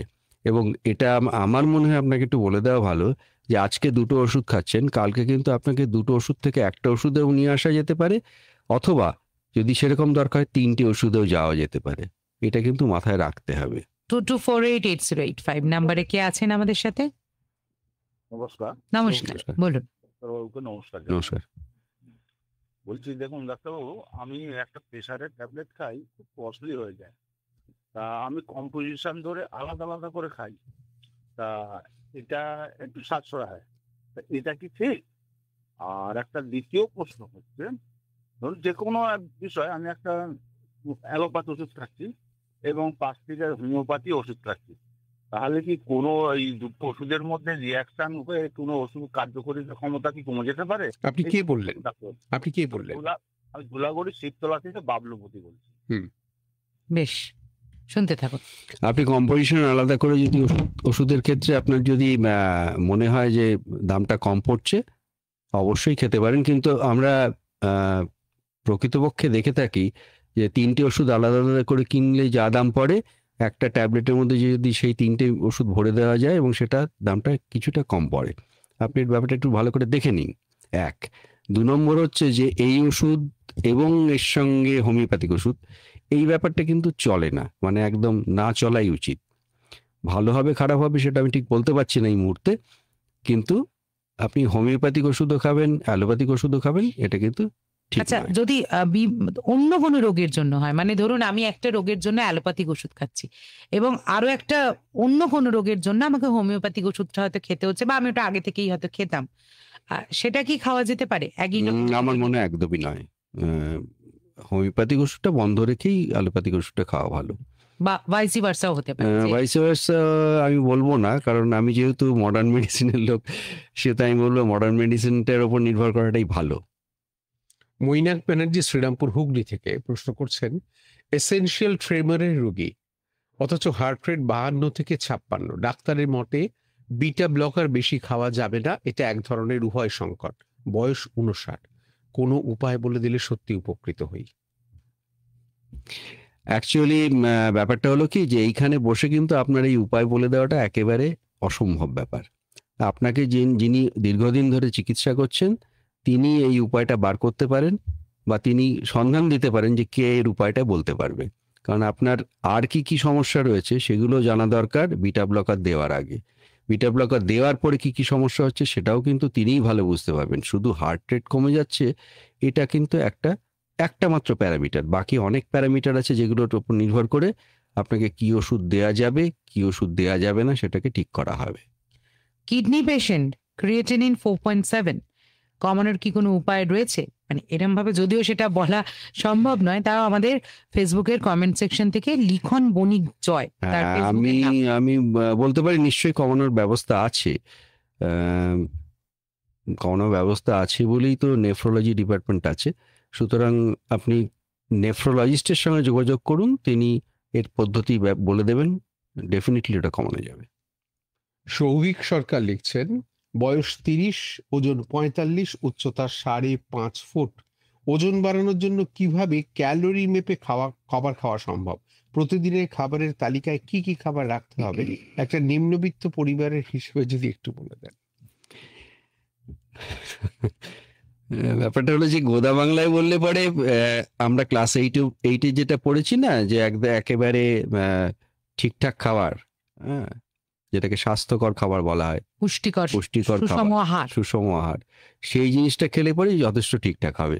অর্থাৎ রোজ খাবারের মধ্যে মাছ, ডিম, মাংস, পনির এর যে কোনো একটা কিছু রাখতে হবে, আর ডাল জাতীয় জিনিস রাখতে হবে, কিছু বাদাম জাতীয় জিনিস রাখতে হবে, সবুজ সবজি রাখতে হবে, রকমারি ফল রাখতে হবে, জল রাখতে হবে, মিটে গেল। মেঘবালো অমিত আমাদের আগেও একটা প্রশ্ন করেছিলেন, তার একটা প্রশ্ন ছিল যে এই অনুষ্ঠানটা সপ্তাহে কতদিন হয়? এই অনুষ্ঠানটা সপ্তাহে প্রত্যেক মঙ্গলবার করে হয়, 9:30 থেকে ঠিক 11টা পর্যন্ত। আপনারা মানে আপনি এই অনুষ্ঠানটা শুনতে পারবেন, দেখতে পারবেন। 100.1 FM যে ফ্রিকোয়েন্সি রয়েছে ওখান থেকে সরাসরি শুনতে পারবেন, এবং তার সাথে সাথে তো যেমনটা আপনি আমাদের ফেসবুকে এখন জয়েন্ট করে রেখেছেন, মানে জয়েন্ট হয়ে আছেন, ঠিক সেইভাবে আপনি কিন্তু দেখতেও পারবেন দুটো পেজ থেকে, 100.1 FM গোল্ডের পেজ থেকে এবং আকাশবাণী কলকাতার পেজ থেকে। সেখানে আসবেন প্রত্যেক মঙ্গলবার, আমাদের সাথে বিভিন্ন ডাক্তারবাবু থাকেন, তাদের মূল্যবান মতামত আমরা পাই। আপনারা যদি কোনো রকম প্রশ্ন থাকে সেই দিনের বিষয় নিয়ে, অবশ্যই সেই বিষয়ে প্রশ্ন করবেন। ফোনে বন্ধু আছেন, হ্যালো। হ্যালো, নমস্কার, বলুন। হ্যাঁ নমস্কার ডাক্তারবাবু, আপনাদের আপনাদের দুজনকে নমস্কার। নমস্কার। নমস্কার। নমস্কার, বলুন মজুমদার বলছি, আবার লক্ষ্মী মজুমদার এসেছি। বলুন, প্রশ্ন বলুন। বলছি যে রিচ খাওয়ার পরে যদি গ্যাসের ওষুধ খাওয়া যায় কি অসুবিধা কি? রিচ খাওয়ার পরে গ্যাসের ওষুধ খাওয়া। এটা নিয়ে আমরা আগেও কথা বলছিলাম, অনেকে বিয়ে বাড়ি ঢোকার সময় খেয়ে নিয়ে ঢোকেন অনুষ্ঠান বাড়ি যাওয়ার সময়। ব্যাপার হলো যে গ্যাসের ওষুধ বলতে কি বোঝাচ্ছেন সেটা একটা আসল কথা আর কি। আপনার যদি মনে হয় যে সেটা খেয়ে আপনার একটু ভালো লাগছে সেটা খেতে পারেন, কিন্তু আমার মনে হয় যে যদি সেটা ওই H2 ব্লকার হয়, হ্যাঁ, অর্থাৎ এখন যেগুলোকে গ্যাসের ওষুধ বলে চালানো হয় সেইগুলো বর্জন করা উচিত। হ্যাঁ, ম্যাগনেসিয়াম হাইড্রোক্সাইড, এই যে ওষুধগুলো আগে লিকুইড যে অ্যান্টাসিডগুলো আছে সেগুলো খেতে পারেন, সেগুলোতে খুব একটা সেরকম অসুবিধে করে না। কিন্তু বাদ বাকি যা ওষুধ এখন আছে সেগুলো কিন্তু ওরকমভাবে ব্যবহারের নয় যে এক্ষুনি গ্যাস হলো এক্ষুনি খেয়ে নিলাম। তার চেয়ে বড় কথা, গ্যাস হলে এই ব্যাপারটা একটু গোলমেলে আর কি, এই ব্যাপারটা ঠিক বুঝতে পারা যায় না। ঠিক, অনেক কিছু রোগের সাথে আমরা গুলিয়ে ফেলি একদম সেটাকে। গুলিয়ে ফেলা হয়। শঙ্কর দাস তিনি বলছেন মেস লাগালে MESH মেস লাগালে হার্নিয়া কি সাময়িক ঠিক হবে? পরে কি মেসটা অটোমেটিক বেরিয়ে যাবে? মেস লাগানো ভালো নাকি ওপেন সার্জারি করাটা ভালো, একটু জানাবেন। না, ব্যাপারটা হচ্ছে কনসেপ্টটা খুব ক্লিয়ার নয়। মেশ লাগানো হয় হার্নিয়ার ক্ষেত্রে, রিপেয়ারের ক্ষেত্রে। সেটা সার্জনই ঠিক করবেন যে মেশ লাগানো হবে কি হবে না। এখন অবশ্য বেশিরভাগ ক্ষেত্রে মেশ লাগানো হয়, মেশ লাগাতেই হবে সেক্ষেত্রে। আর মেশটা শরীরের মধ্যে আস্তে আস্তে নিয়ে নেয়, কিন্তু সেটা অনেক দিন ধরে নেয়। এটা নিয়ে খুব একটা মাথা ব্যথা না করাই ভালো আর কি। বেশ, ফোনে সরাসরি হ্যাঁ, কে আছেন আমাদের সাথে? হ্যালো। হ্যাঁ, শুনছি, বলুন। হ্যালো। হ্যাঁ, হ্যালো, বলুন আপনি। হ্যাঁ, বলছি যে ধরো কোনো ওষুধ মানে একটানা 2 বছর ধরে খাওয়া যেতে পারে? কিসের ওষুধের কথা বলছেন আপনি? কি ধরনের ওষুধ? না, প্রশ্নটা আমাদের কাছে ক্লিয়ার নয়। তবে আমরা এই বিষয়টা নিয়ে কিন্তু বারবার করেই বলছি, তাই না? যে কোন ওষুধ কোন সময় ছেড়ে দেওয়া উচিত, কোন সময় খাওয়া উচিত, বা দীর্ঘমেয়াদী যে আমাদের রোগগুলো রয়েছে সেই ক্ষেত্রে হঠাৎ করে ওষুধ আমরা ছেড়ে দিতে পারবো না, এমনটাই কিন্তু ডাক্তারবাবু আমাদেরকে বলছেন। ডক্টর সৌমেন দাস রয়েছেন ক্রিটিক্যাল কেয়ার বিশেষজ্ঞ। আর সময় কিন্তু গুটি গুটি পায় একদম কমের দিকে। ফোনে কে আছেন? হ্যালো, হ্যালো, নমস্কার। নমস্কার, বলুন। খবরের সিস্টেমটা এত বিচ্ছিরি হয়েছে, আমি আপনি আপনার প্রশ্নটা একটু করুন, আপনার প্রশ্নটা একটু করুন। হ্যাঁ, খুব কুইকলি প্রশ্নটা করব। নানান লোকের ক্রনিক ডিজিজের জন্য টানা ওষুধ যখন খেতে হয়, এর মাঝখানে ধরুন যদি কোনো এমন দুর্ঘটনা ঘটে যায়, যেমন ধরুন কাউকে কুকুর কামড়ালো, এবার সেই ক্ষেত্রে তাকে তো একটা স্পেসিফিক রেজিমেন্টেড ভ্যাকসিনেশনের মধ্যে দিয়ে যেতে হবে, এক এক মানে স্পেসিফিক দিন অন্তর অন্তর এক একটা ইনজেকশন নিতে হচ্ছে। এই যে রেজিমটা চলছে তার মধ্যে তার পুরনো যে ওষুধের সিস্টেমটা ছিল সেটা কিভাবে অ্যাডজাস্ট করা হয় বা কোনো পরিবর্তন আনতে হয়? কিছু পরিবর্তন করতে হবে না। যেমন কুকুরে কামড়ানো ভ্যাকসিন নেবার কথা সেরকম নিয়ে নেবেন, আর রেগুলার যে ওষুধ চলছে সেটাও চলবে এর সাথে। এগুলোর সঙ্গে কোনো ধাক্কাধাক্কি হওয়ার কথা নয়। সাগর দত্ত ফেসবুকে প্রশ্ন করছেন, আমার শ্বাসকষ্ট হয়, মন্টিকুলুস প্রতিদিন খাওয়া কি ঠিক? মন্টিলুকাস, হ্যাঁ। মন্টিলুকাস, হ্যাঁ, প্রতিদিন খাওয়া কি ঠিক? যদি ডাক্তারবাবু বলে থাকেন তাহলে ডেফিনেটলি খাওয়া ঠিক। সেটা কতদিন খাবেন, কবে বন্ধ করা যাবে, সেটা আবার ডাক্তারবাবুর কাছে গিয়ে জেনে নিতে হবে। কারণ আপনাকে তিনি দেখছেন, আপনার বুকের অসুবিধে সুবিধে যা আছে সেগুলো তিনি বুঝবেন, সুতরাং তার উপর গোটাটাই নির্ভর করছে। ফেসবুকে অলরেডি কিন্তু একটা চ্যানেলে আমরা 2.5K ভিউয়ার্স রয়েছে, আমাদের সাথে জয়েন করেছেন, এবং আরো একটা পেজ থেকে প্রায় 400-র মতো ভিউয়ার্স কিন্তু আমাদের সাথে রয়েছেন। ফেসবুক লাইভে যারা এই মুহূর্তে দেখছেন তারা কিন্তু আর যেটুকুনি সময় আছে কমেন্ট সেকশন গিয়ে চটপট করতে পারেন। তবে এই মুহূর্তে ফোনে আছেন আমাদের কোন লিসনার 224880885 এ। নমস্কার।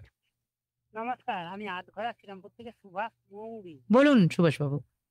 আমার এখন মানে ধুল ধুলো আনলেই মানে আমার অ্যালার্জি আছে ধুলোতে। এই আমি যখনই ওই আমার হাতি মানে নাক দিয়ে কাঁচা জল গড়ায় তখনই আমি সেটিং খাই। সেটিং খাওয়া কি শরীরের পক্ষে ক্ষতি না ভালো? বেশ, শুনতে থাকুন। অ্যালার্জির জন্য অ্যালার্জির জন্য যে ওষুধ দরকার আছে সেটা খেতে হবে, কিন্তু অ্যালার্জি ঠেকানোর জন্য আপনাকেও কিছু কিছু কাজ করতে হবে। যেমন এই যে ধুলো ধোয়া, ঝুল ইত্যাদি ব্যাপারটা হলো না, তার ধারে কাছে না যাওয়া ভালো। আর যদি যেতে হয় একান্তভাবে, তাহলে কিন্তু মাস্ক পরে যেতে হবে, এটা আপনাকে করতে হবে। মানে যেহেতু ওনার অসুবিধা আছে, বিশেষ সাবধানতা কিন্তু অবলম্বন করতে হবে। আরেকজন বন্ধু, হ্যালো। না, এই মুহূর্তে নেই। আচ্ছা, ওষুধ না খেয়ে যদি আমরা সেটা আমাদের লাইফস্টাইলটাকে চেঞ্জ করি, সেই ক্ষেত্রে কি কিছু রোগ আছে যেগুলো রিভার্স হয়ে যায় বা সেগুলো ভালো হয়ে যায়? 100 বার। মানে ওষুধ খেতে চাইছি না আমরা। হ্যাঁ, নিশ্চিতভাবে তাই। আমি একটা উদাহরণ দিয়ে বলতে পারি, যাদের ডায়াবেটিস হয়েছে তাদের ক্ষেত্রে আমরা ঝাঁপিয়ে পড়ে তো ওষুধ দিই না। আমরা প্রথম যেটা বলি সেটা হচ্ছে ডায়াবেটিক ডায়েট, দ্বিতীয় হচ্ছে এক্সারসাইজ, ওয়াকিং এক্সারসাইজ হোক, জগিং হোক ইত্যাদি। তারপরে আসে ওষুধ। অর্থাৎ এই অসুখগুলো অনেকটাই যদি আমরা খাওয়া দাওয়া নিয়ন্ত্রণ করি, নিজেদের জীবনযাত্রাটা নিয়ন্ত্রণ করি, তাহলে অনেকটাই কমে যায়। সুতরাং এরকম অনেক অসুখ আছে যেগুলো এইভাবে শুধু জীবনশৈলী পরিবর্তন, খাওয়া দাওয়ার পরিবর্তন এগুলো করলে পরে সেরে যায়। ব্লাড প্রেশারের ক্ষেত্রে বলা যেতে পারে, যদি সময় মতো খাওয়া এবং ঘুমটা বজায় রাখা যায় তাহলে অনেকটাই ব্লাড প্রেশার ওষুধ অনেক কম লাগে। সুতরাং এগুলো অবশ্যই খুব দরকারি। 30 সেকেন্ডও হাতে সময় নেই। আজকের দিনের জন্য আমাদের সমস্ত শ্রোতা বন্ধুর জন্য আপনার টেক অ্যাওয়ে মেসেজ কি? সবচেয়ে যেটা ব্যাপার সেটা হচ্ছে যে আমরা যখন মানে জীবনের যে সবচেয়ে বড় ওষুধ সেটা হচ্ছে বাড়ির খাবার। বাড়ির খাবারটা ঠিক মতো যদি খাওয়া হয় তাহলে কিন্তু ওষুধ খেতে হয় না। মানে হোমমেড ফুড, এবং আপনি যেরকম বললেন রেগুলার রুটিন, একটা ঠিকঠাক ডিসিপ্লিন রুটিন মেনটেন করে না। আর ফোন মেসেজ কোনো কিছুই যাব না। আরোগ্য থেকে বিদায় নেব। হ্যাঁ, 48 জন ফোন করেছেন, মেসেজ করেছেন, সবার সঙ্গে কথা হয়েছে। এখনকার মতো বিদায় নিচ্ছি।